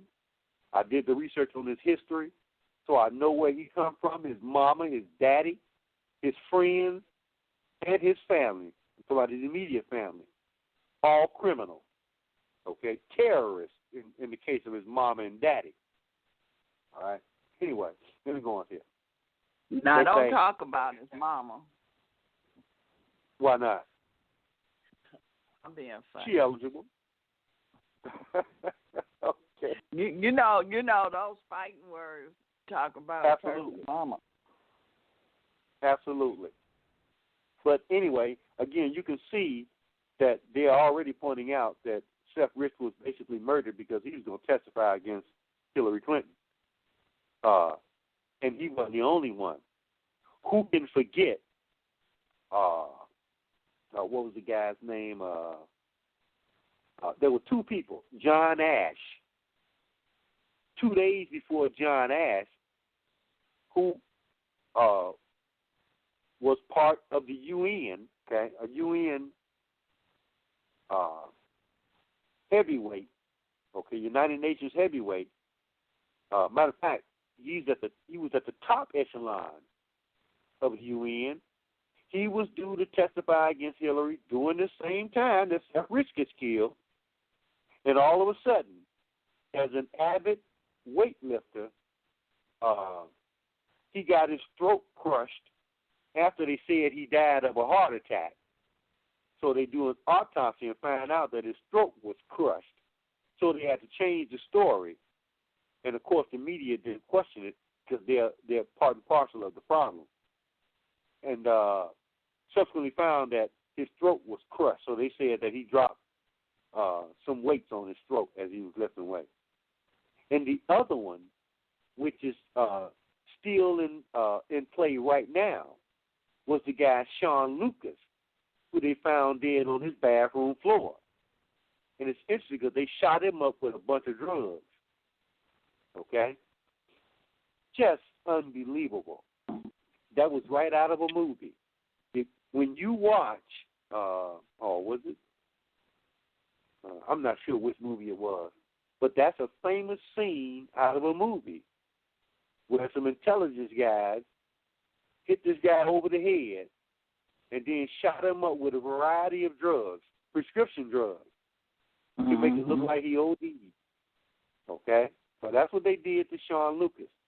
Sean Lucas was an attorney who filed suit against the Democratic National Committee, the D.N.C., based upon the WikiLeaks emails that pointed out that they had conspired illegally to prevent anybody but Hillary Clinton from winning the nomination. That's against the law.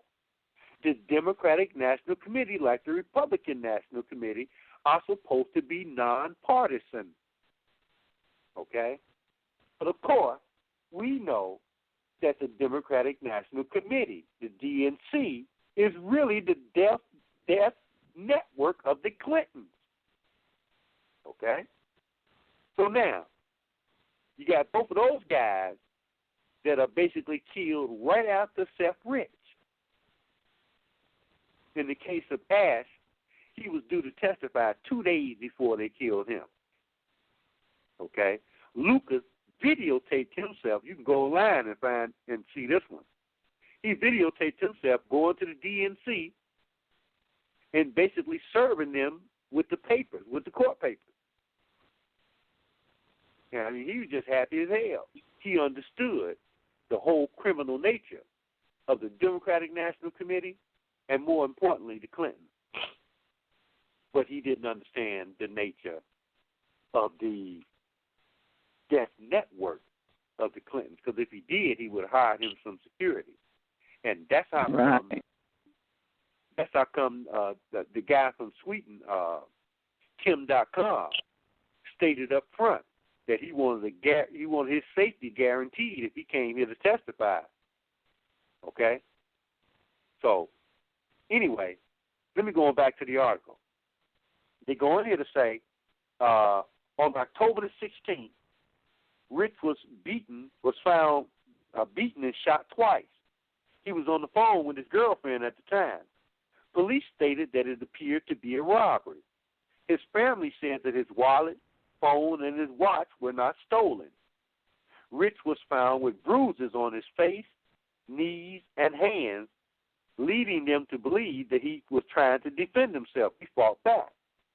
On August 9, 2016, WikiLeaks offered $20,000, a $20,000 reward for information leading to Rich's murderer. This offer was matched by Mike Cernovich, okay, a well-known blogger and now confidant of Alex Jones. Anyway, they go on here to say Jack Posobiec, the writer and filmmaker, tweeted that he would ask about Seth Rich at the White House press briefing. Posobiec, in 2016, was the Special Projects Director for Citizens for Trump, the largest Trump's grassroots organization. Sean Lucas, an attorney who had filed a lawsuit against the D.N.C., was found dead in his bathroom on August the 2nd of 2016. So you see the closeness of all of these murders, okay? Seth Rich in July, Sean Lucas in August, almost a month apart from each other. And, of course, Ash in between them two. So they say he was found dead in his bathroom on August 2nd, 2016. The lawsuit Lucas filed claimed that Debbie Wasserman Schultz, the D.N.C. chairwoman, helped rig the Democratic primary in favor of Hillary Clinton. Okay? So now you can see that there appear to be connections here between Seth Rich's murder and Sean Lucas's murder. Okay? Incidentally, I would admit, but incidental is still relevant because they both died because of the information that Seth Rich gave to WikiLeaks. So let's go here. They then point out this. As we were not told and were led to believe that Seth Rich died on the scene. And then going back looking at some of the articles, some of the people even point out that he died at the scene in many of the articles. Okay? This one is from Steemit. Steemit, STEEMIT.com. Seth Rich died almost 2 hours after shot twice in the back and spoke with the police. Okay? he did not only speak to the police, he never lost consciousness. He was talking to the paramedics all the time and the police. He didn't even know he was shot, as a matter of fact. Here's what they say here. A private detective hired by the Rich family says there's evidence that Seth was in contact with WikiLeaks. This would suggest that Rich was in fact the D.C. leaker. So now all that Russian stuff is dead. Okay? Supposedly. Because if this is the case, remember, Hillary's server wasn't hacked by the Russians. It was Podesta's emails that were supposedly hacked by the Russians. They say WikiLeaks has not officially confirmed. Wait. This would suggest that Rich was in fact the D.N.C. leaker. WikiLeaks has not officially confirmed it. They say the implications are obvious. My intention here is to bring some of the circumstances surrounding his death to your attention, to summarize key aspects of the shooting. And here are the key points. Seth Rich's face was bruised, suggesting a struggle. Nothing was stolen. Seth was shot twice in the back. Did not realize that he was shot. Seth lived almost 2 hours after being shot. He was conscious and speaking with police and EMTs after the shooting. Seth did not die at the crime scene. He died at the hospital. They say police officers were surprised he didn't make it. But a convenience store across the street partially captured the attack on video. Then they go on to say, no word as to what may have been, what he may have said to police and emergency staff. Then they close by saying this. Officials told the Riches, talking about his mom and daddy, that their son, who died at a nearby hospital less than 2 hours after being shot, didn't know he'd been hit in the back by 2 bullets. He wasn't in pain, but he was confused. When asked where he lived, he gave a previous address. They were very surprised he didn't make it. Aaron Rich said emergency responders told him, quote, he was very aware, very talkative. What did he say during his final minutes and hours? Or was he later finished off at the hospital? This is what they're saying here, not me. Right. That's what I told you. They killed him in the hospital. That ain't unprecedented, okay? They killed people in the hospital before under police guard. Go and check the first Godfather movie. Right. Vito Corleone is in the hospital, right? After an assassination attempt, and the police come there to kill him. Yeah. Throw that in there, family. Anyway, let's go on. This is from a website you will hardly ever see me ever use. Okay, it's from the Daily Caller. Because I just don't use they stuff. No matter if they're right or wrong. I see them as the flip side of the media, like Alex Jones. You'll never see me use anything that Alex Jones or any articles that Alex Jones. Where sometimes we have to bump heads, but I don't use anything from his site. Okay, anything. Because I don't see him as genuine. It's not that he's incorrect. He's right quite a lot of the time. I guess so, because he used a lot of your stuff. I say a lot of your stuff. Yeah, it don't belong to me. I just, it's the pompousness of this guy. the arrogance of him. Everything is, we broke this, we broke that. Right. And he reads from articles that other people already wrote, and he said, we broke it. He didn't break nothing, man. But, that's I created a syndrome for that. We got a name for that now. I ain't going to say the name. Umar Johnson. The Umar Johnson syndrome. How did you know, Bam? You must be psychic. We still waiting on that school. All right. It ain't happening. We told you the ancestors ain't going to look kindly on it. Because the times are dictating that, not me or anybody else on this planet. Anyway, this article is from the Daily Caller. It's entitled, Seth Rich Contacted WikiLeaks Before Dying. Family Disputes. Brad Bauman, this is one of these homosexuals, who is the spokesperson. Check it out, family. He's a crisis spokesperson. Kind of like crisis actor. They say here, Brad Bauman, a spokesman for the family, released a statement clarifying the situation in terms of the information that Seth Rich, in fact, contacted WikiLeaks before he died. Here's what he says.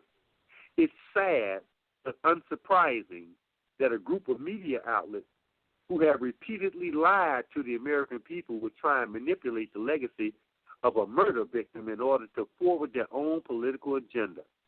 I think there's a special place in hell for people like that. Even if tomorrow an email was found, it is not a high enough bar of evidence to prove any interactions, as emails can be altered.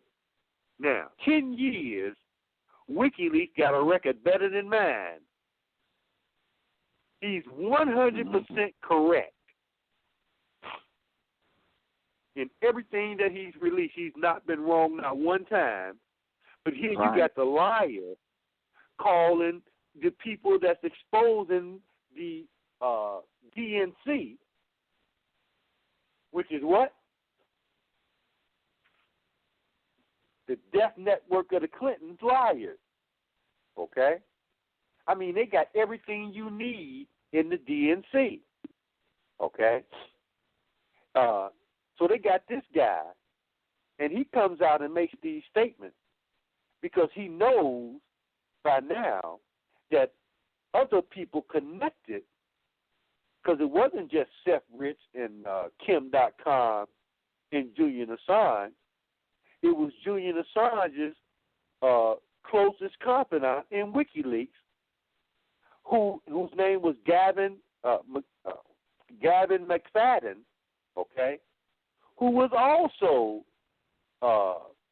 suicided, cancer, in London, right around a few months, I'm hesitant to say a few months, maybe a few weeks after Seth Rich died. That was his main contact. This guy was pretty much the counsel for Julian Assange and WikiLeaks. He ended up dead. Okay? Then there was another guy they pushed out in front of a train or a bus that was connected with WikiLeaks. He was killed. I'm not sure, but he was killed in Europe. I'm not sure which European country. Point is that the D.N.C. is murderous. It ain't what most black people think that the Democratic National Committee is. It ain't what the Democratic Party that your mama and daddy, who claim the mantle of civil rights and, we got us 5 Negroes and let them have a caucus, even though they ain't got no power to do a damn thing about nothing, as long as they speak out on behalf of the D.N.C., the death network of the Clintons, we're going to make sure they make full $5. Now, we can't promise that we're going to give them anything for their constituents, but hell, we're going to make sure they get full $5. Mm-hmm. And that's what the political climate is for black people right now. Anyway, they're going in to say, we are a family. committed to facts, not fake evidence that surfaces every few months to fill the void and distract law enforcement and the general public from finding Seth Rich's murderers. Remember now, family, the DCPD ain't looking. The FBI ain't looking. Okay? The only person looking is the brother hired to do the looking. The D.N.C. ain't looking. The only thing the D.N.C. did was they named a bike rack. A bike rack, family, after Seth Rich. Not a bike, but a bike rack. A bike rack. You know, like you lock your bikes up on the street? I know. Yeah. They named one of them after Seth Rich. And then, since they guard, because that's what he is, to make sure that the family don't say nothing, okay, and give the illusion that he's working on their behalf, when his whole job is to make sure, because that's what consultants are. Consultants are paid liars. And that's all they are. Anyway, they go on in to say, we are a family committed to facts, not fake evidence that surface every few months to fill the void and distract law enforcement and the general public from finding Seth Rich's murderers. And that's exactly what they do. They say the services of the private investigator was offered to the Rich family and paid for by a third party, contractually barred from speaking to press or anyone outside of law enforcement or the family unless explicitly authorized by the family. Seth Rich was in contact with WikiLeaks prior to his death, according to private investigator, other law enforcement sources. A private investigator, Rod Wheeler, has revealed to Fox DC5 that there's evidence on Rich's laptop that confirms that he was in contact with WikiLeaks before his death. Quote, that's confirmed, unquote, Wheeler said. A federal investigator who spoke to Fox News corroborated this account, saying Rich was in contact with Gavin McFadden, a director of WikiLeaks who has also died. Quote, I've seen and read emails between Seth Rich and WikiLeaks, unquote, which are in the possession of the FBI, the investigator said. Now listen to this, family. Quote, I have seen and read the emails between Seth Rich and WikiLeaks, unquote, which are in the possession of the FBI. Why are the emails in the possession of the FBI? The investigator said he claims there were 44,000 plus emails from the Democratic National Committee forwarded to McFadden by Rich. A spokesperson for Rich's family said Wheeler is not authorized to speak on behalf of the family. A spokesperson for Rich's family said Wheeler is not authorized to speak on behalf of the family. But yet, he was hired by a person who was in touch with Rich's family, who they gave permission to hire a private investigator, which is what Wheeler was. Wheeler believes that the police department may be trying to cover up what actually led to Rich's death. Quote, the police department nor the FBI have been forthcoming, unquote, said Wheeler. Quote, they haven't been cooperating at all. I believe that the answer to solving his death lies on that computer, which I believe is either at the police department or the FBI. I have been told both. Wheeler also claims that a source inside the police department told him the police were ordered to stand down on Rich's case. Quote, now, I don't think it comes from the chief's office that was the woman who was the chief who resigned 30 days after Seth Rich was murdered. But I do believe there's a correlation between the mayor's office and the D.N.C., and that is the information that will come out Tuesday. There's a correlation between the mayor's office and the death network of the Clintons. Okay? So now, let's keep going, because it gets even more interesting. Who is the mayor? Where did he die at? He died in D.C. Who's the mayor there? Now, you know what, Bev? I should have looked that up, and I didn't. But them mayors have changed so much. But the president runs everything in D.C., so it don't matter. Well, exactly. The mayor is the figurehead, but the chief the CEO of Washington, D.C. is the president, period. Right. Okay? Just like the mayor of any city is the chief executive officer. Okay? But D.C. is not a state. So the laws are different there. The rules are different. Okay? Now, let's go to yournewswire.com. This article is entitled WikiLeaks. Podesta threatened to make an example of Seth Rich. John Podesta threatened to, quote, make an example, unquote. He didn't, see, this is misleading. He didn't threaten Rich. He threatened the leaker. He didn't name Rich by name, so I need to put that in there to clear that up. But John Podesta threatened to make an example of the leaker, according to a grisly Podesta email published by WikiLeaks.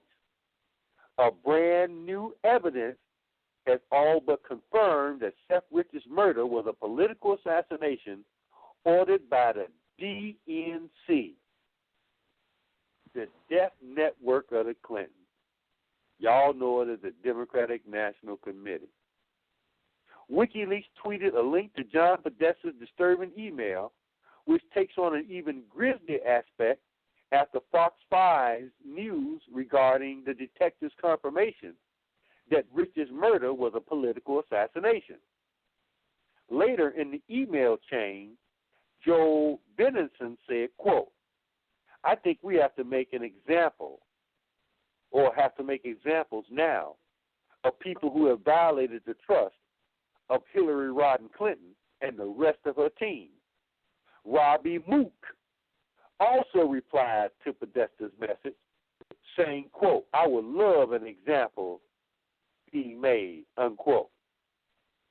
You know what's really sad for me, family, Sister Bev, is that many of these guys, like, if you look at them, I mean, with all due respect to the sisters, they're manginas. They're some of the weakest men you have. They wouldn't fight in a race war. Okay? If you threw a Hershey's, if you threw a Hostess Twinkie at them, they'd run. Okay? I mean, these are straight up, I ain't going to use the word, but it starts with a P, and I got more respect for that than to, but that's what they are. They just use politics and the power that comes with the political arena to throw their weight around. And you'll find that the political arena is full of cowards and punks and sissies. That's what they are. Some of the weakest. I always use this for the preachers, so I'm using it for the politicians. If you had a sofa to be moved, you need a dozen politicians to move a sofa. That's how weak they are. Okay? Anyway, it ain't no secret I can't stand them. Anyway, they go on here to say, in closing, that John Podesta, Hillary Clinton, and the D.N.C. went too far in assassinating Seth Rich. The emails and now private detective Rod Wheeler's discoveries tying Rich to WikiLeaks tying Seth Rich to WikiLeaks, the lid is about to be blown off, and the corrupt Democratic Washington, D.C. establishment. But see, again, there's bias in there because the Republican Party, is, in terms of the elite in it, is just as bad. Here's what was really interesting to me, okay, which got me. The next article just begins to open everything up. So you begin to see what's going on. Bombshell. Donna Brazile warned off Private Eye on Seth Rich murder. So here she brings her ugly butt back into the mix again, serving the death network of the Clintons. Okay, she ain't got enough. She got to come back into the middle of this stuff again. Okay, and that's because all of these people are part of this occult thing. We can never leave it out. They're all a part of the same stuff.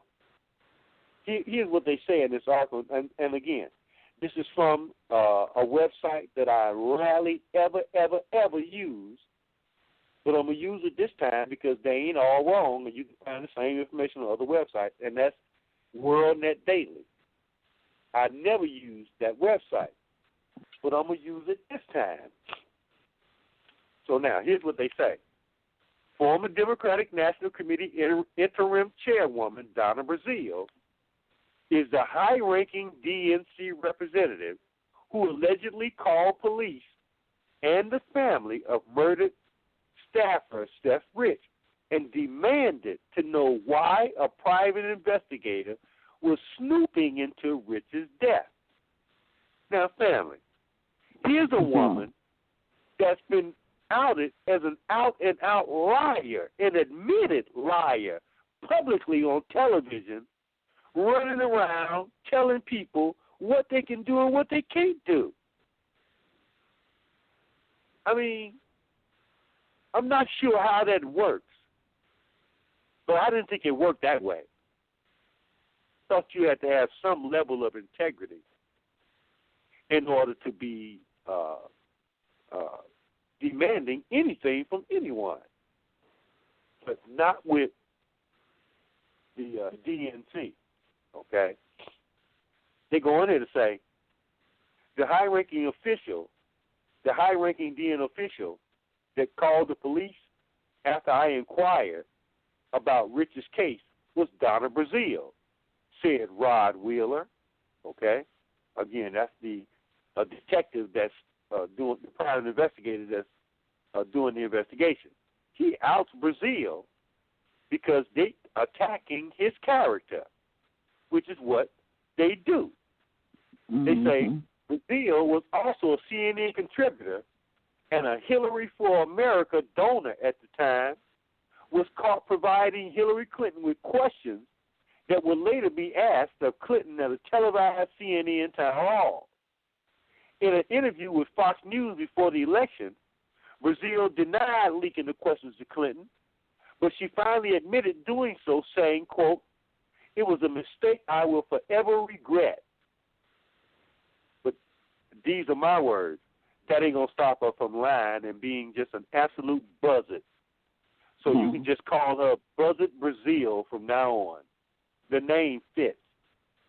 They go on to say the rich family. Go ahead, Beth. No, I just said Buzzard. Yeah, Buzzard Brazile. Forget Donna, okay? Just call her Buzzard. They say the Rich family recently sent Wheeler a cease and desist order to stop his investigation into the murder. No, that was Bauman, the mouthpiece from the death network of the Clintons, who sent the cease and desist using the family name.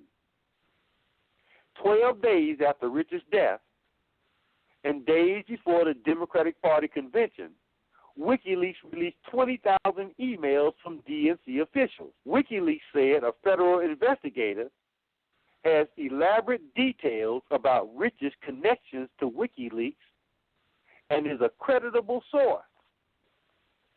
Okay? They go on here to say, Wheeler told Hannity, quote, there were some problems that Seth was having on his job at the D.N.C.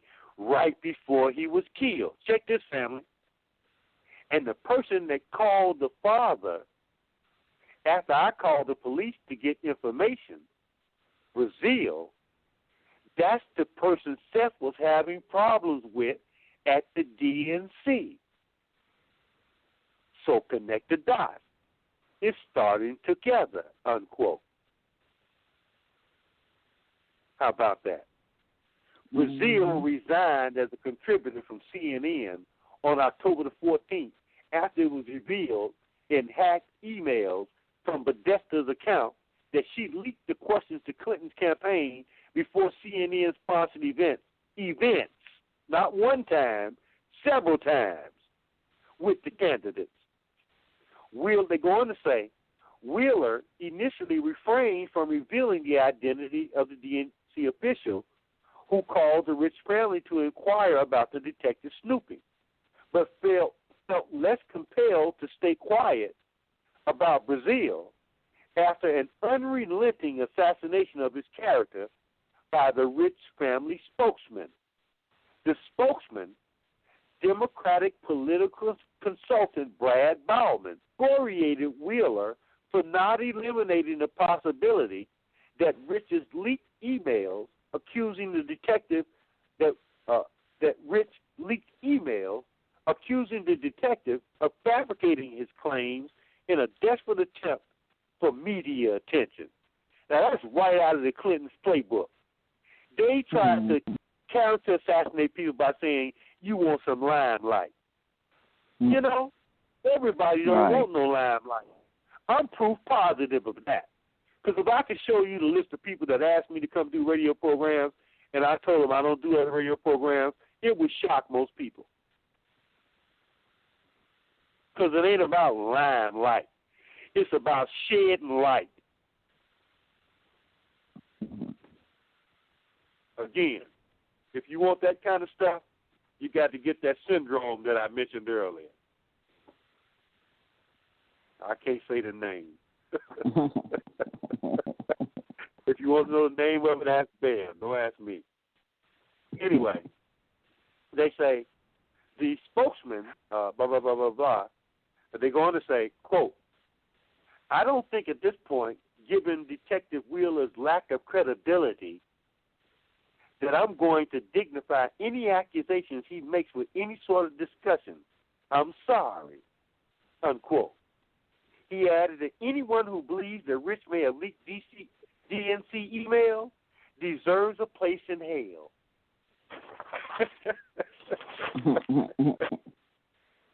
They go on here to say, Brazil called the possibility that Rich leaked D.N.C. emails shameful. Here's a woman that has no shame. The only shame that these people are aware of, and you'll hear it in these idiots that's out here picketing and marching, saying shame, shame, shame. And family, for those of you who've been watching, because I have, that comes right out of Game of Thrones when they made the head bitch, okay, of the women who've taken over, who end up murdering everybody that looked like they had some authority after they made her strip naked and march through the street and allowed the public to throw doo-doo on her, spit on her, and everything else. The people were yelling, shame, shame, shame, okay? So you'll hear these whacked out people, the people that's been programmed, as Sister Bear said, or hypnotized, out here talking about shame, shame. That comes right out of the Game of Thrones. They ain't even original. Anyway, they go on here to say, Seth Rich, this is Madonna Brazil. Seth Rich was a hard worker and proud to be an American.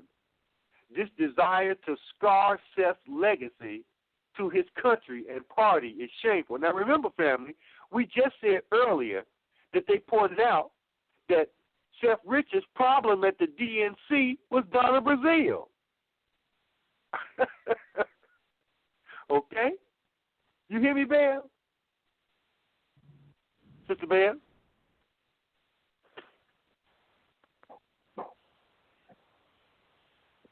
Am I still connected? I'm here. Okay. No, I'm here. Okay, good, because I had just got... No, what happened was I got some text messages and it took me off screen, so that's why I was asking. No, anyway, let me go on here. I had to go to the little girl's room. That's all right. That's too much information there. Absolutely. Let me go on. They go on here to say, talk show host Rush Limbaugh said, quote, this story is now starting to get legs, that Seth Rich was murdered. It was allegedly a contract hire killing because he was leaking to WikiLeaks. Now, I don't know where he get contract hiring killer. See, that means he got other information here. Because all the stuff I read, nobody said it was a contract hire, even though we know that's what it was.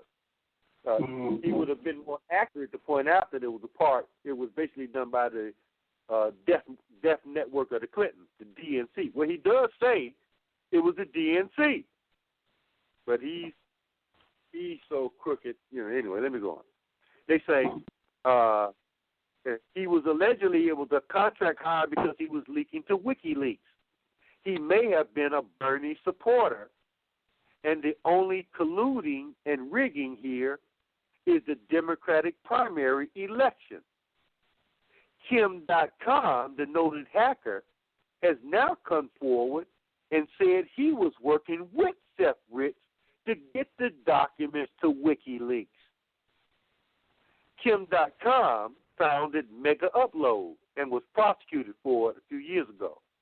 On May 20th, he tweeted, quote, I knew Seth Rich. I knew he was the WikiLeaks source. I was involved, unquote.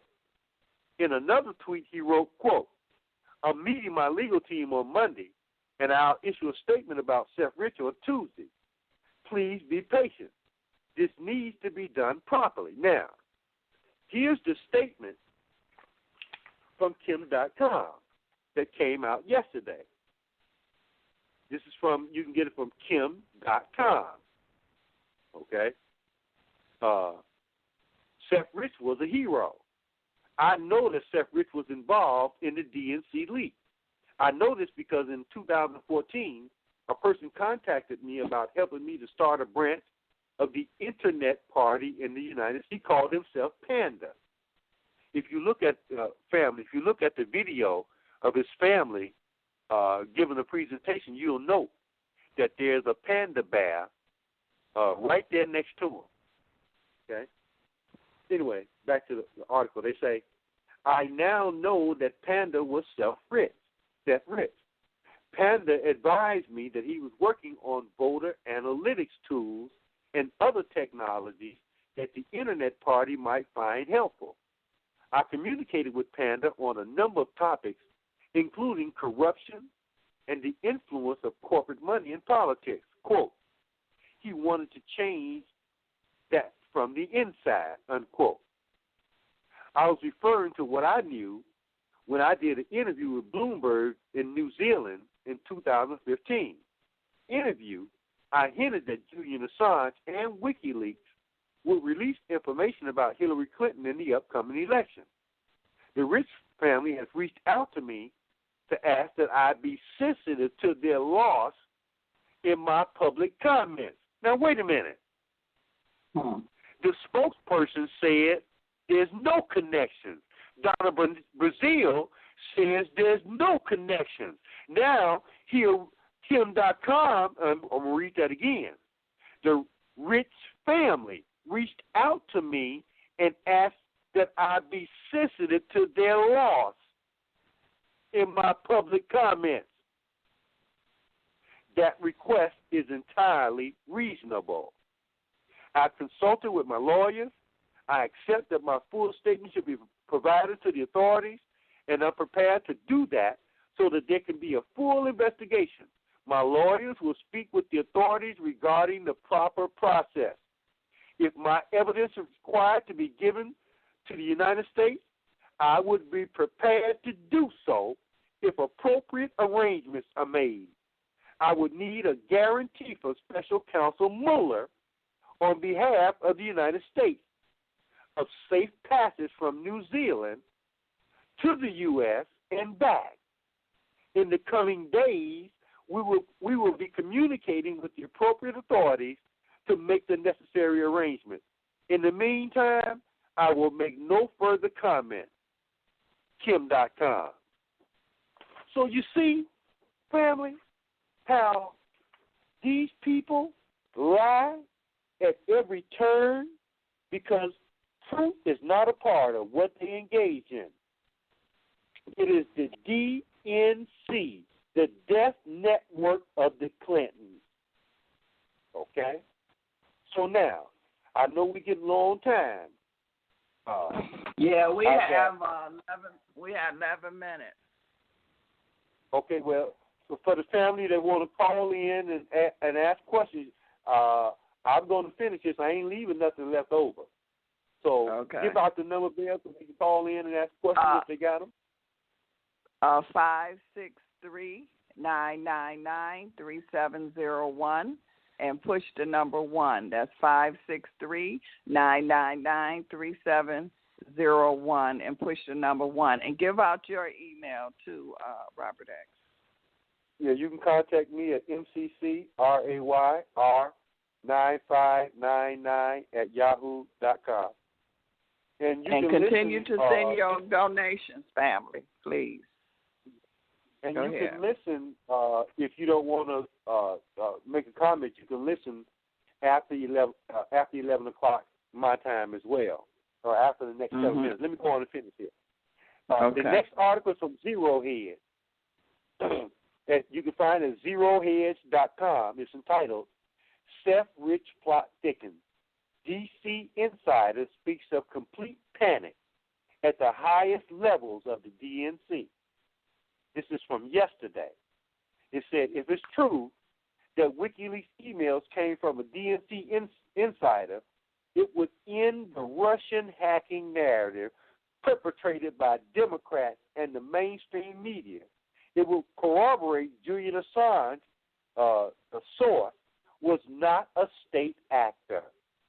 The plot thickened when Kim.com confirmed via Twitter that he was working with Seth Rich to get leaked emails to WikiLeaks. It was followed up by posts on 4chan. High-ranking, current and former Democratic Party officials are terrified of the Seth Rich murder investigation.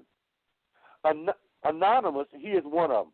Anonymous, this is from Anonymous. I work in D.C. I know for certain that the Seth Rich case has scared the shit out of certain high-ranking current and former Democratic Party officials. This is the reason why they have backed away from impeachment talk. Notice, family, as I said earlier, all that impeachment stuff just stopped. Okay? And then Trump went on vacation, and all hell broke loose once he left. That's no accident. Now, they say they know the smoking gun is out there, and they're terrified that you will find it, because when you do, it will bring down the entire D.N.C. along with a couple of very big-name politicians. It appears that certain D.N.C. thugs were not thorough enough when it came time to cover their tracks. Podesta saying he wanted to, quote, make an example of a leaker is a huge smoking gun, unquote. The Post went on to claim that a smoking gun in this case is out of the hands of the conspirators. They say the behavior, this quote, the behavior is near open panic. To even mention this name in D.C. circles will bring you under automatic scrutiny. To even admit that you have knowledge of this story puts you in immediate danger. If there was no smoke, there would be no fire. I have never in my 20 years of working in D.C. seen such a panicked reaction from anyone. I have strong reason to believe that the smoking gun in this case is out of the hands of the conspirators and will be discovered by Anonymous. Podesta is deeply concerned. He's been receiving anonymous calls and emails from people saying they know the truth. The same with Hillary, unquote. Anyway, that gives you an idea. But they go on to say Kim.com has promised more information will be released on his interaction with Seth Rich tomorrow. If Kim.com knew that Seth Rich was in fact the WikiLeaks source, why is he just now coming forward with such information? Well, that's irrelevant because he wanted to live, because he understands the Democratic National Committee, the D.N.C., is really the death network of the Clintons. That's why he kept his mouth closed. The last two articles, one is entitled D.C. Affiliates Increased Involvement in Seth Rich Case After Wheeler Claims, and this one is from Zero Hedge. This one is extensive. And it goes, I got to give it to you. I can't just skip over this one. And then the last one is entitled ER Surgeon at Seth Rich's Hospital says his gun wounds were not fatal.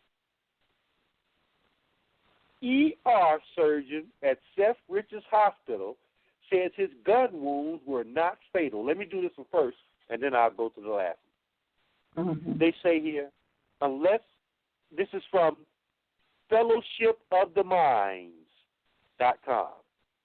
Fellowshipoftheminds, MINDS.com. Here's what they say. Unless Anonymous comes forth to reveal his or her identity, they're talking about this doctor that went on under anonymity and put what he knew about the case because he was an ER surgeon. Okay? So they say, unless Anonymous comes forth to reveal his or her identity, there's no way for us to know if Anonymous is who he or she claims to be. However, as you will read for yourself, I find Anonymous to be creditable because of the display of medical knowledge and use of medical shorthand terminology. This is what Anonymous said. Seth Rich was shot twice in the back. He sustained a small injury to his liver and several small bowel injuries, none of which was fatal. He was taken to the operating room where his injuries were treated.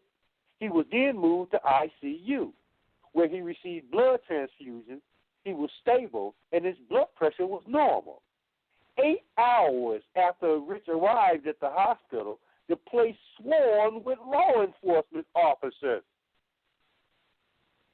8 hours after he came to the hospital, family. Everyone except the attending physician and a few nurses were kicked out of the ICU. There were no visiting hours, which is abnormal for ICU.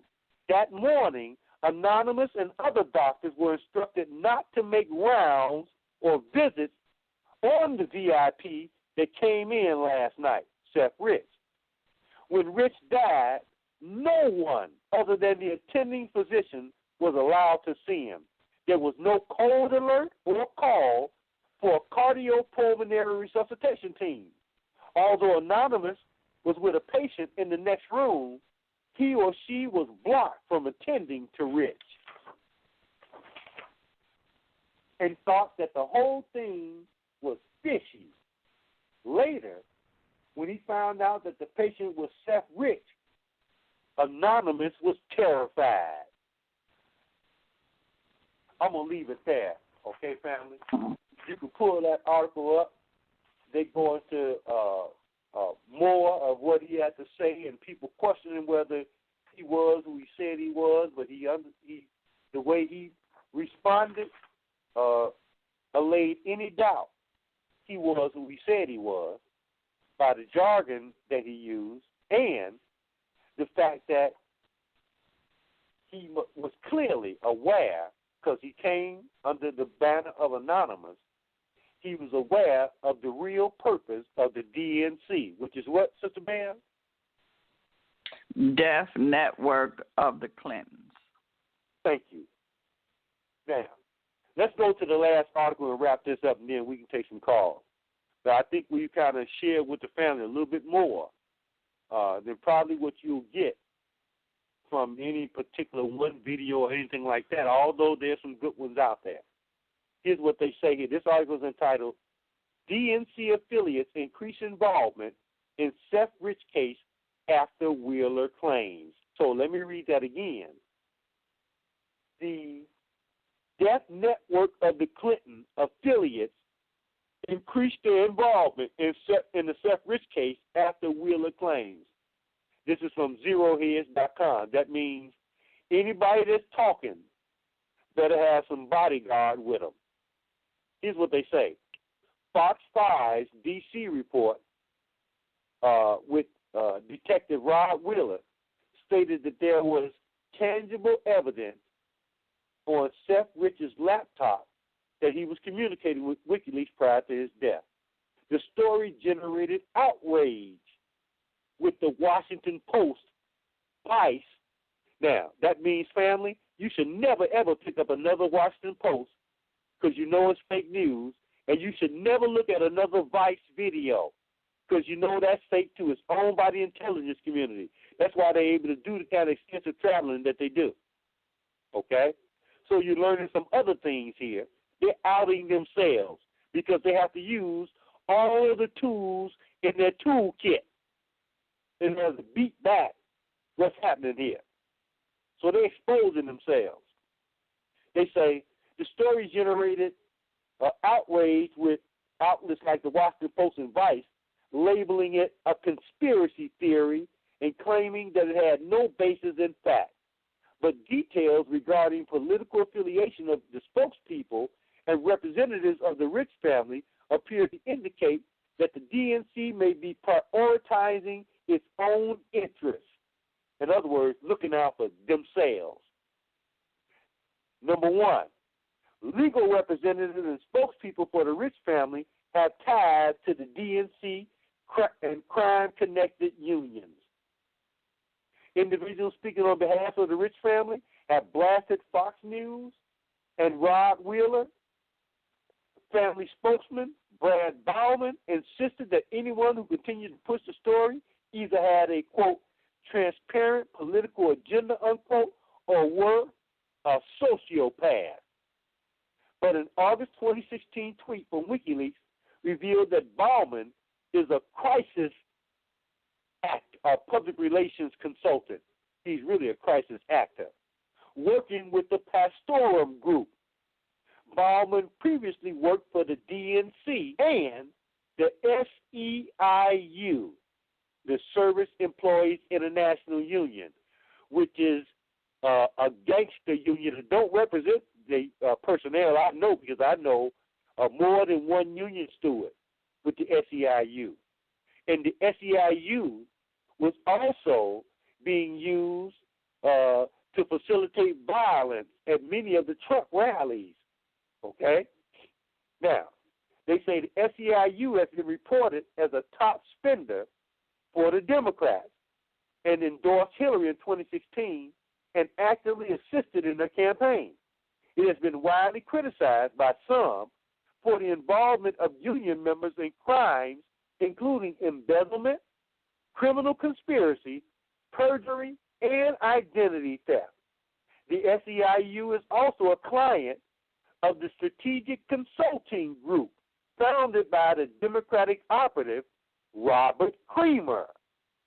Creamer family was implicated in footage obtained by James O'Keefe that revealed that Creamer was engaging in vote fraud and violent disruption of political events using his connections to the unions who were clients of his. That was all in them videos that James O'Keefe released where he did undercover work, and people that worked for him did undercover work and caught Creamer admitting that they was busing Hispanics to vote 4, 5, 6 times in different cities and all kind of criminal stuff. They go on to say, on May the 19th, Rob Wheeler was sent a cease and desist letter on behalf of the Rich family by Joseph Igrisano of the law firm Kutak Rock LLP.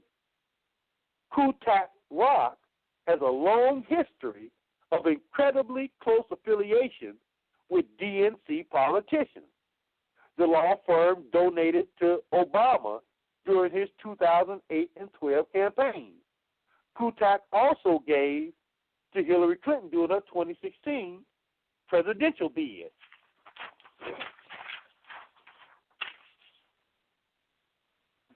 Kutak also has ties to the Rose Law Firm. Kutak also has ties to the Rose Law Firm, the center of the Whitewater controversy in the 90s.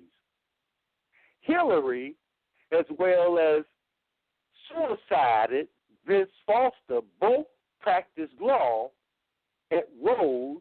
And by the way, family, Vince Foster, who was left-handed, supposedly shot himself in the right side of his head, right, with a Derringer that was a composite of 3 or 4 different Derringers that he kept as a collector's item, okay, that they said that he used to shoot himself twice in the head at Fort Marcy Park. I did extensive investigation on that and knew that it was the Clintons and that crime thing that they're connected with. You know it as the D.N.C. I know it as the death network of the Clintons, going all the way back to Vince Foster and others. They go on here to say both Clinton and Vince Foster practiced law at Rose Law Firm, though Clinton has sought to distance herself from the firm. On April 13, 1998, oh, by the way, that movie, The Firm, remember that movie there? Yeah, I remember. The Firm? Yeah. That movie was basically talking about Rose Law Firm. Okay. On April 13, 1998, the Arkansas Business reported that a number of attorneys from Rose left the firm for Kutak Rock. Pro-Democrat interests have also taken to change.org to attack companies advertising with Fox 5 DC. The boycott is organized by Carl Frisch, a former senior fellow at propaganda group Media Matters for America, that's owned by that homosexual that was dating Alefantis, of whose name is escaping me right now, with the white hair that just had a recent heart attack, okay? But it's financed by George Soros, Media Matters for America, who spent his time at the organization helping develop, quote, long-term strategy to target Fox News as a political actor, unquote. Well, it worked, because now Fox News is just like CNN. Not totally, but it ain't going to take but a couple of people to be gotten rid of, and then it'll be just like all the rest of it. But they under orders not to even discuss this Seth Rich stuff. Anyway, right. We're going to say on April 24, parents released a video thanking those who had stepped forward to help identify their son's killers and donated to the family's GoFundMe. Now, you would think that the Democratic Party would be funding them, since they love them so much that they gave them a spokesperson. But no, that spokesperson ain't there to look out for their interests. That spokesperson is there to look out for the Democratic or the DNC's interests. Right. They go on here to say the Rich family appears divided on who was responsible for Seth Rich's murder. Rich's cousin told Sean Hannity that he suspected Rich might have been in touch with WikiLeaks. They go on to say, the investigation into Rich's murder continues to raise concerns about the D.C. police efforts to identify Seth Rich killers. The public incident report filed after Rich's death shows that several officers were wearing body cameras, but the police claimed the footage was lost when met with requests to release the video. A May 21st, 2017 report by WorldNet Daily established that police failed to speak with the staff at Lou's City Bar, where Rich was last seen alive, to inquire whether they had any pertinent evidence. Even stranger, Police Chief Kathy Lanier resigned a month after Rich's death. Her replacement, Peter Newsham, has been plagued by allegations of alcoholism and domestic violence. Newsham was accused of severely mishandling a rape case after the family of an 11-year-old girl alleged that he allowed the victim to be charged with filing a false report despite several medical accounts detailing her sexual injuries and genetic evidence indicating that she had been abused by multiple assailants. It's also not clear why police would seize Rich's laptop for an investigation to what was supposed to be a robbery gone bad. They should have gave all that information to his family. Instead, they took it. The Washington Post claimed that neither the FBI nor the police were in possession of Rich's laptop. How do they know? Anyway, this claim contradicts a report by the Washington Examiner, which cited a former law enforcement official who stated that the laptop was examined during the investigation. Kim.com claimed that he would provide proof that Seth Rich was the source of WikiLeaks' D.N.C. email release on May 23rd. Well, of course, we know that he was advised by his lawyers not to do that just yet. That's why he didn't release it yesterday. He just released his statement. Julian Assange, while WikiLeaks never discloses their own sources, other parties may hold important information concerning Seth Rich's potential communications with the publisher. So what he's saying is they got evidence that they can prove that Seth Rich was talking with other people associated with WikiLeaks that were associated with WikiLeaks. Should information emerge showing that Rich acted as a source for WikiLeaks, denials from national media outlets and figures tied to the D.N.C. will undoubtedly fuel renewed allegations of a politically motivated cover-up.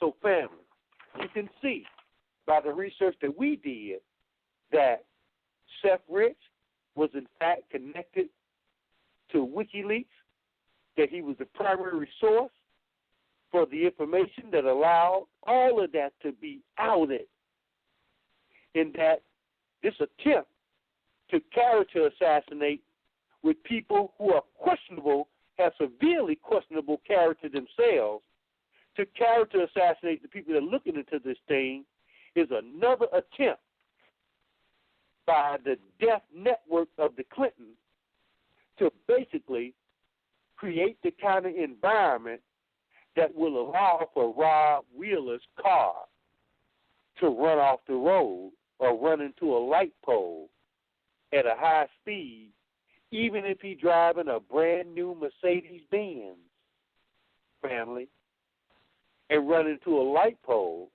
at 3 or 4 o'clock in the morning. Because if you believe anything that this so-called mainstream media says, you have in fact become a part and parcel of the D.N.C. You're an accomplice in the murder of the truth and anybody that speaks it by the death network of the Clintons.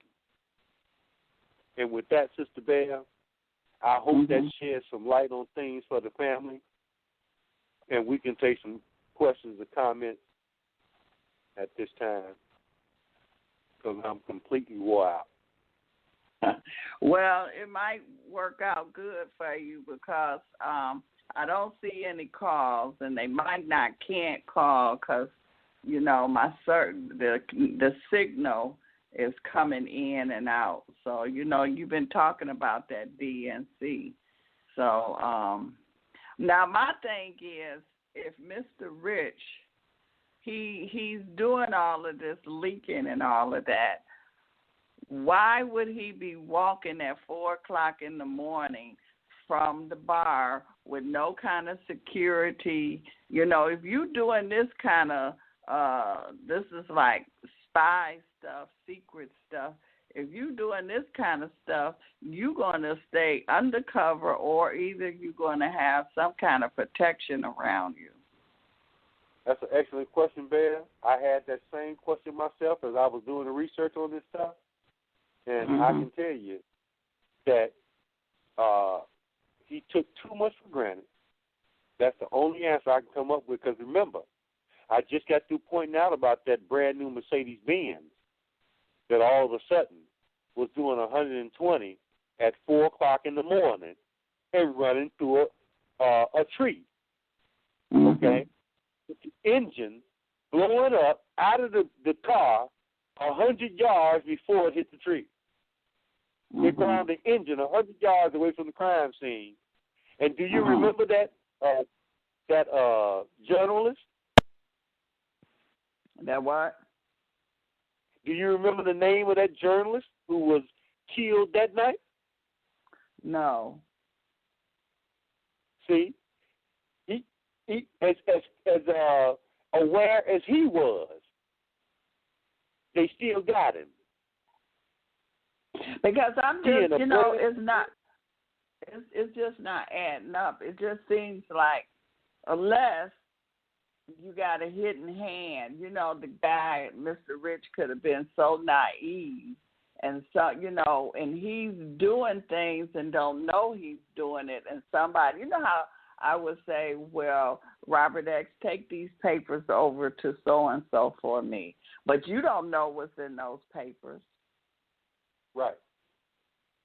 Well, again, I don't have an explanation for why, other than, as you just stated, he was extremely naive, and I don't know how he could be that naive in Washington, D.C. Exactly. And knowing who he's dealing with. Okay? Right. But, again, I got no answer for that, Bear. All I can tell you is what is. But it don't matter. See, if somebody had been with him, they'd kill both of them. Fact is, as Podesta said, they wanted to make an example of whoever that leaker was.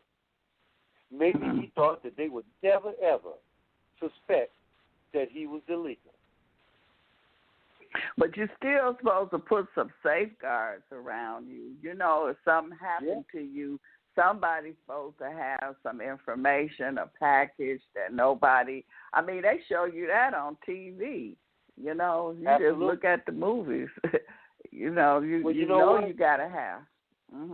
The best safeguard he could have had was a couple of nines in his pocket.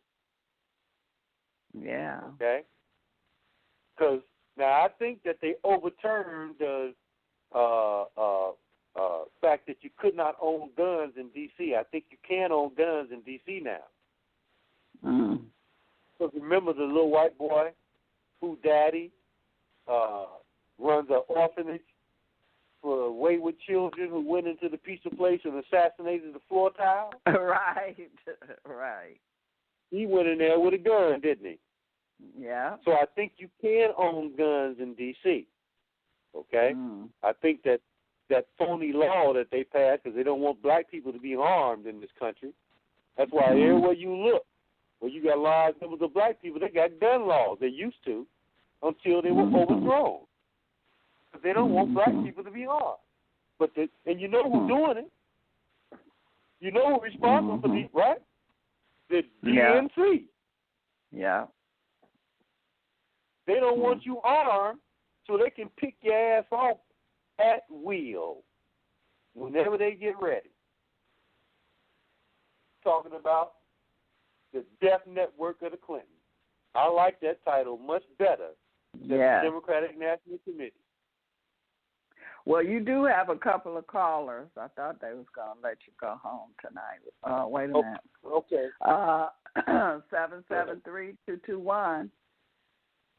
Can you hear me? Yeah, see. It might not let them through. Let me see.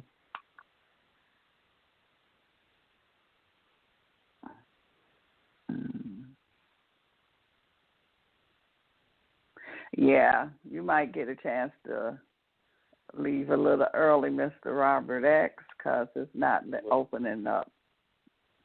Well, the connection keep coming in and out. Yeah. So callers, you can call Monday. What'd you say?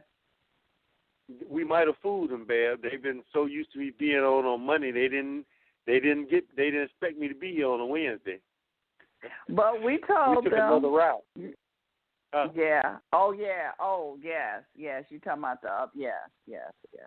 We did. We did what Seth Richards did. He should have took a different route home. You're right. And how you gonna do all that? There's no way I would walk home. If I lived next door, I still wouldn't be out 4:00 in the morning walking by myself, and I'm leaking stuff. Yeah, but you know what, Bev? He was 1 block from his house. That's what I'm saying.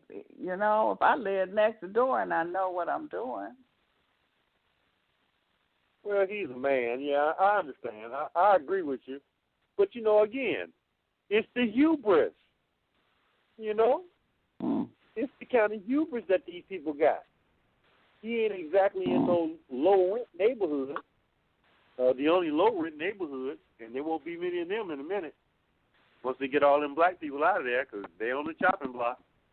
But that's some of the most expensive real estate in the country, comparable to New York and L.A. Okay, wait a minute. I got this line open. 773-221. Yes, I'm hoping that Hillary Clinton gets what she deserves. Hope she gets prosecuted, and hope the truth comes out, and that all the guilty party are held accountable and justice meted out to them. I agree with you more, my brother, but I'm not optimistic that woman is going anywhere. As soon as the stuff broke about Seth Rich, she went back into hiding, and just before the stuff broke, she announced a new organization to begin her campaign to run for president in 2020. And I'm going to be honest, if she doesn't go to prison, which I think is just too much, I would hope that she is the candidate for the, what do I call it? The Death Network. The Death Network of the Clintons. I hope she's the candidate for the Death Network of the Clintons, because she's subject to lose in all 50 states the next time. Because, see, they think that the people, I don't want her to have any chance of any comeback whatsoever. I hope she is prosecuted to the fullest extent of the law and is sent straight to prison where she belongs. Now, you know politics extremely well. When was the last time you saw any presidential candidate run for the presidency 3 times and get the nomination? You might get two shots today, then they consider you washed up. Is that not correct? That's been the pattern. Yes. So now all of a sudden, she's going to come right back, create another campaign committee, another PAC, right? And she's talking about running again. Westworld. Unbelievable. But that's because these people have no shame whatsoever.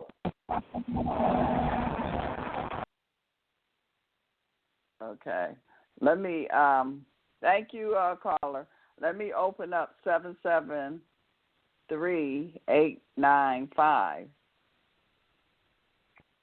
Brother Rob, how y'all doing tonight? Peace. Okay, great. Brother Dan.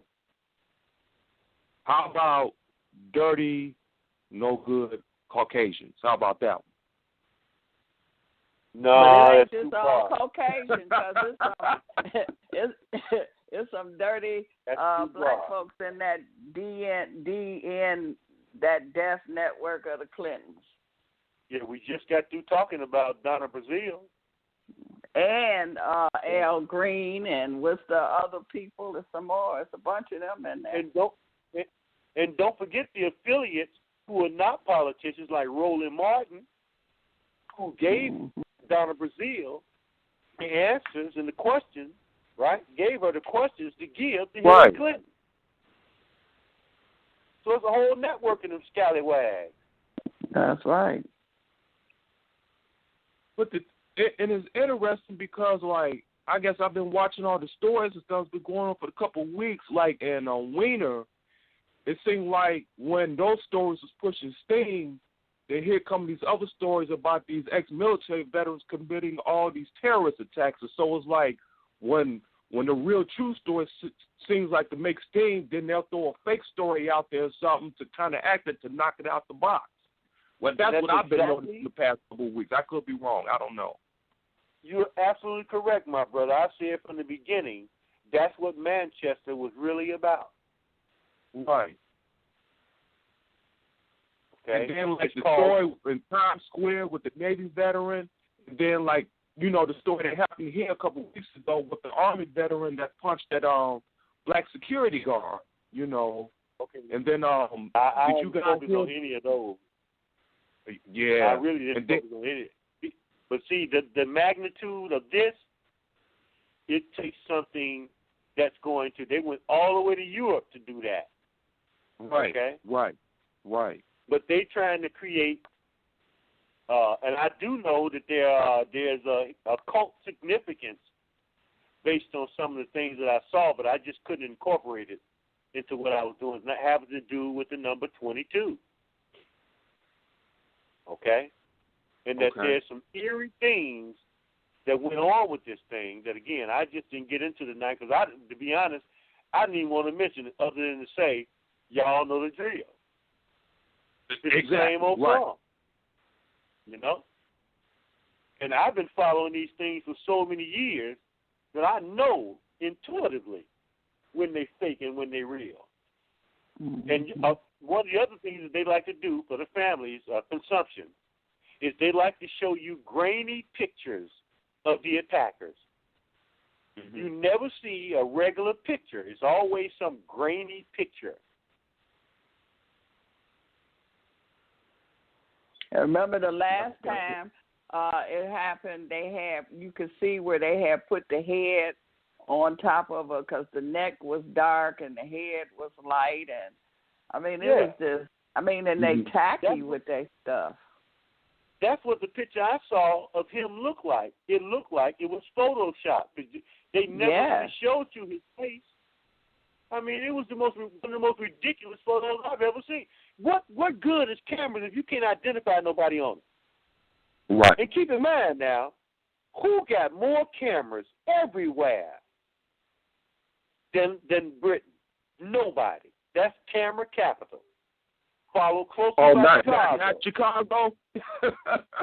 No. Chicago's not number Detroit. 2. Nope. London. And they've had cameras for quite some time. And it's all hooked up to the police. So ain't no way in the hell nobody going to tell me, with all the recent bombings, that some Arab who looked like he just walked out of a horror movie going to walk into a concert, right? Knowing he looked like an Arab, he ain't white, with a backpack, and ain't nobody checked his backpack. Come on. Right.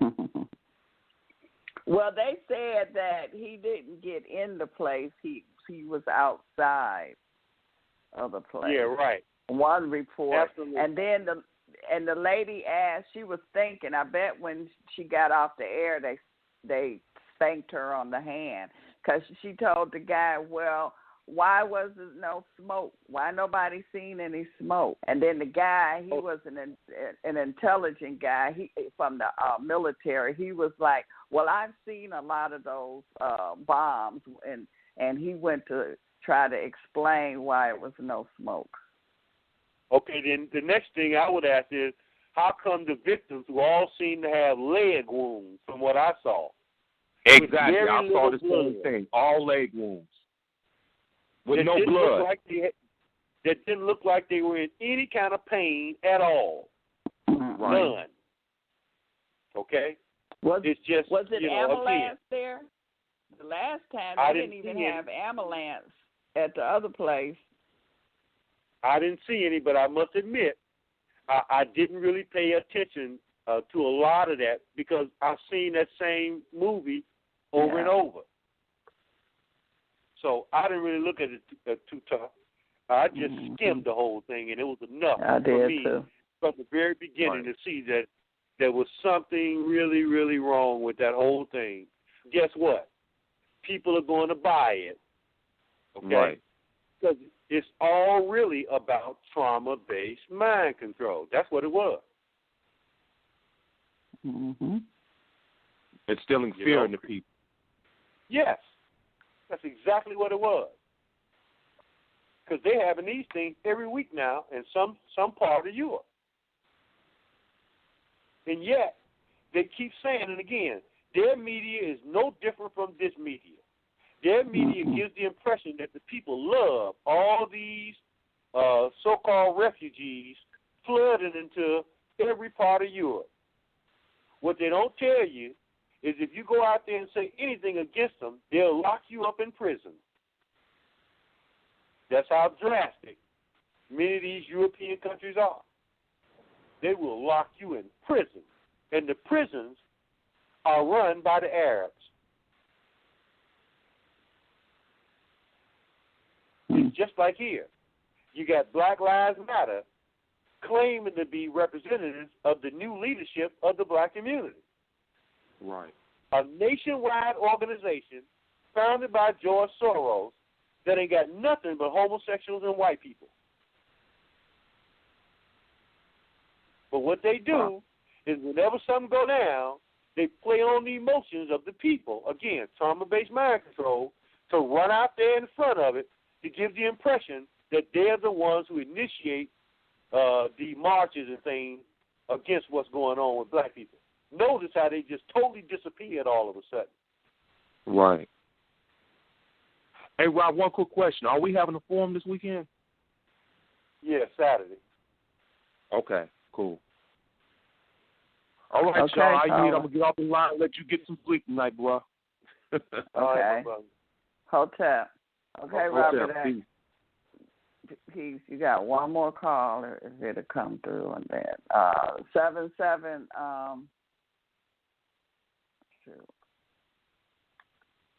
Okay. Well, caller, you're gonna have to call back Sunday because. Wait a minute. 773-396. Yes, Seth. Thank you. Can you hear me? Okay. Okay. Yes, we can hear you. Okay, I just want to say quickly, I know you got to get some rest.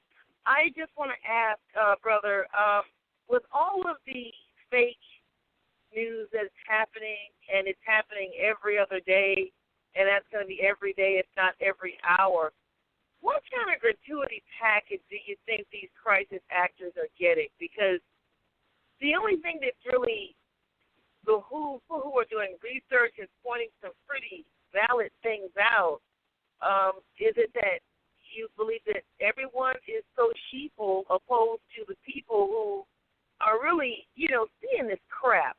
What kind of gratuity package, especially the blacks, are getting? Because in some ways they got to be getting out of, I wouldn't necessarily say out of white supremacy, but it has to be some hell of a package for you to stoop this level of low. For the sake of what? Two, you know what I mean? 2 examples. Yes, 2 examples. You remember all them black people that got killed in the church, allegedly? Yeah. How much did each one of them families get? That's the thing. I don't know, because I'm really wondering if try $1 million apiece. $9 million. That's it? Really? $1 million? Not no money? Okay, these people got what they coming up off of Section 8, or are they off of food stamps? Because unless you really, really know how to count, what is $1 million? Okay, let me make this say.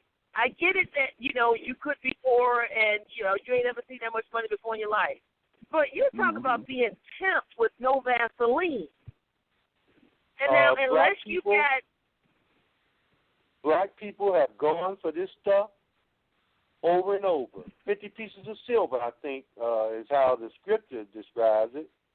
For some, it's even less. If you go to Sandy Hook, everybody in Sandy Hook got free homes. They didn't have to pay no more taxes. All their homes were suddenly paid for. The entire town. Okay, but that school was riddled with asbestos. No one got killed up. It was closed down. Now, the point is, no children died. You got your house paid for, okay, on top of other monies that we don't know anything about because they put gag orders on everything and everybody. Who ever heard of anything like that? So basically, I get it. We're buying people.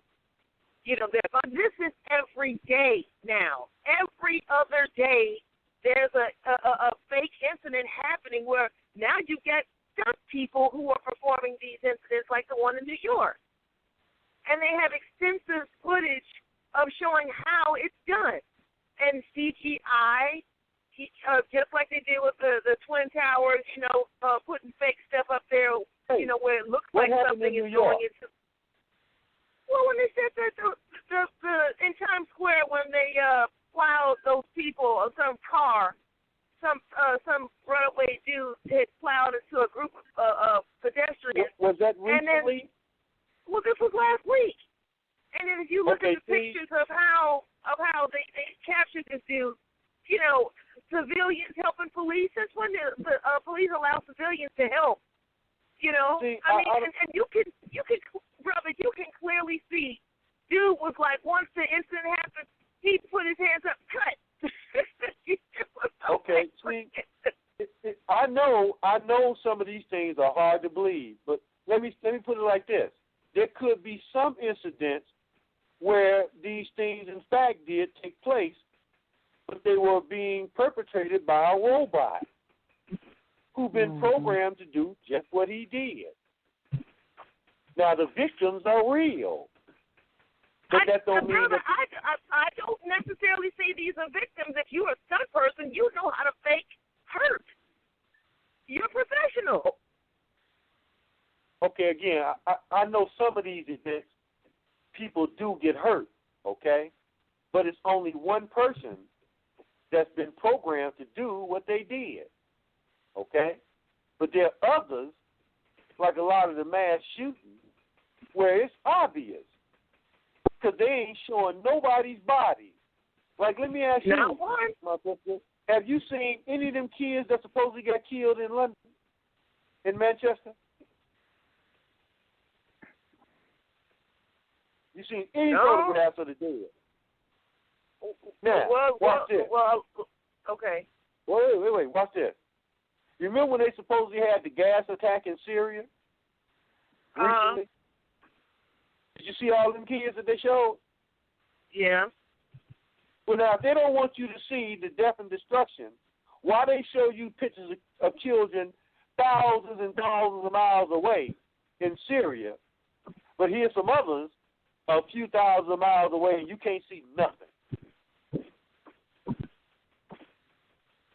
I guess it's just like you know how names have significance. Well, just like Angel Collins from that the Pulse nightclub, he claimed he took 6 slugs and he got shot in the back and it went through his body with a high-powered weapon, and he didn't have any surgery and he went home at noon. You know Absolutely. what, brother? Okay, yeah, but the weapon that you speak about doing the research turns your organs to jelly. You know what? And they got 6 shots. one of them was in the hand, and there is absolutely no wound anywhere. I mean, let me put it like this: there's absolutely nothing that some people won't do for fame and fortune. Absolutely nothing, particularly today. Many people have just absolutely lost their minds with the stuff that they'll do. Too. I'm trying to figure out the gratuity package. Okay, other than not paying taxes.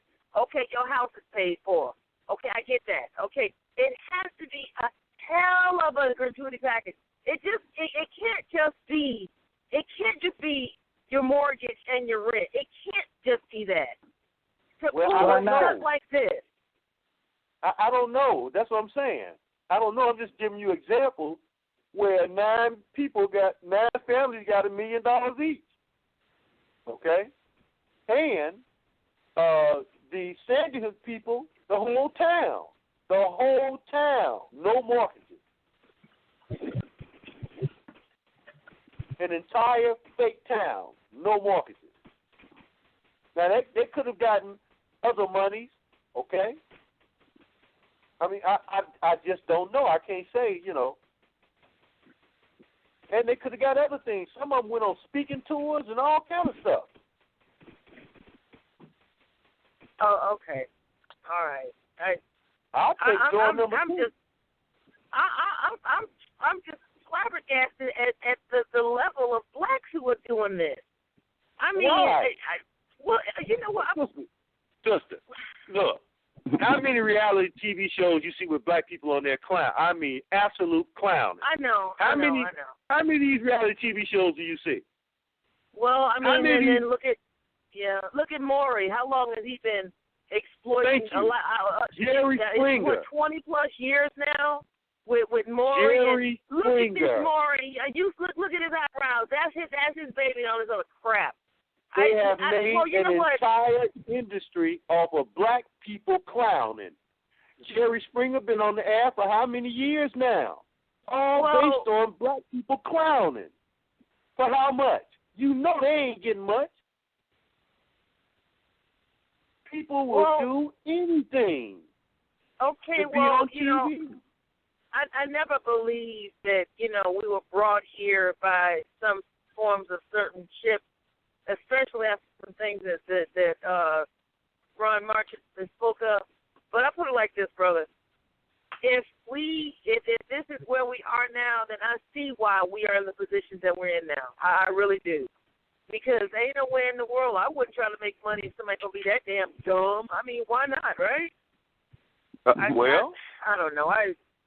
We got allegedly very bright people right here in Chicago who went and campaigned for Rahm Emanuel, who turned his butt up to black people every chance he got. What's different than that than what these people are doing? And they got even less money. They got campaign money. You see? It don't require much. No, it don't.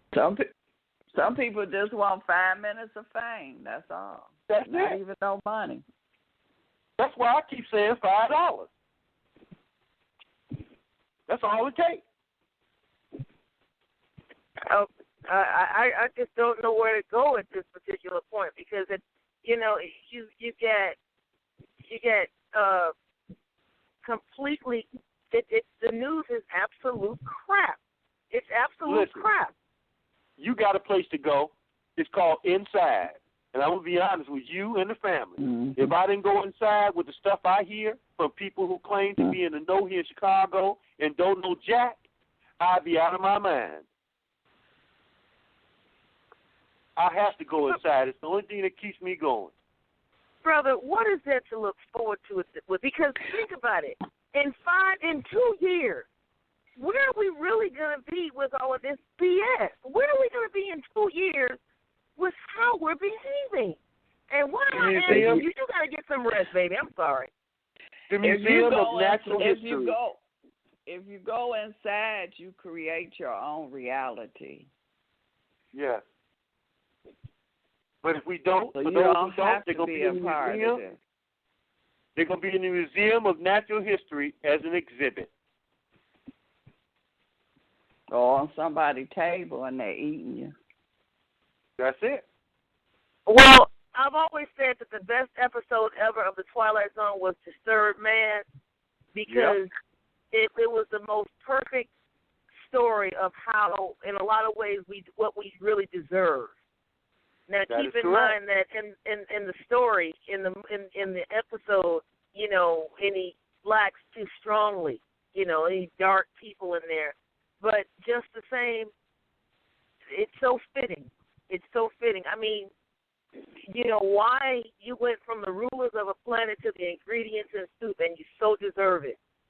You really deserve it, because my sister, I know you got to go, and I do too. But let's close it with this.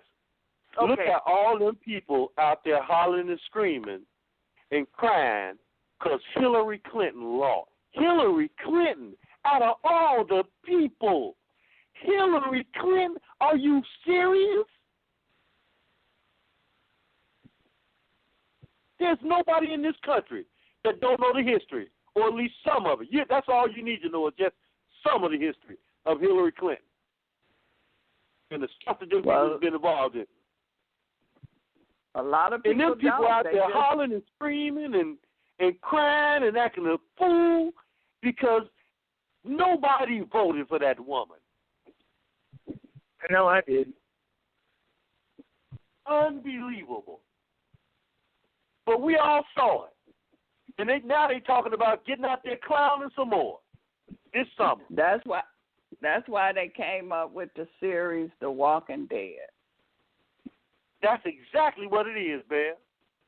Yeah. They just don't know it yet. Yeah. Gotta stay woke. And I think George Soros paid them, $15 an hour to go out there and clown. And if you went to jail, they would bail you out. That's all it took. Mm-hmm. Well, thank you, caller. Thank you, Bev. Love your show as always, brother. All right, brother. Thank you so much. And thank you, brother. You take care and you get some sleep tonight, okay? Absolutely. Okay. DMT time.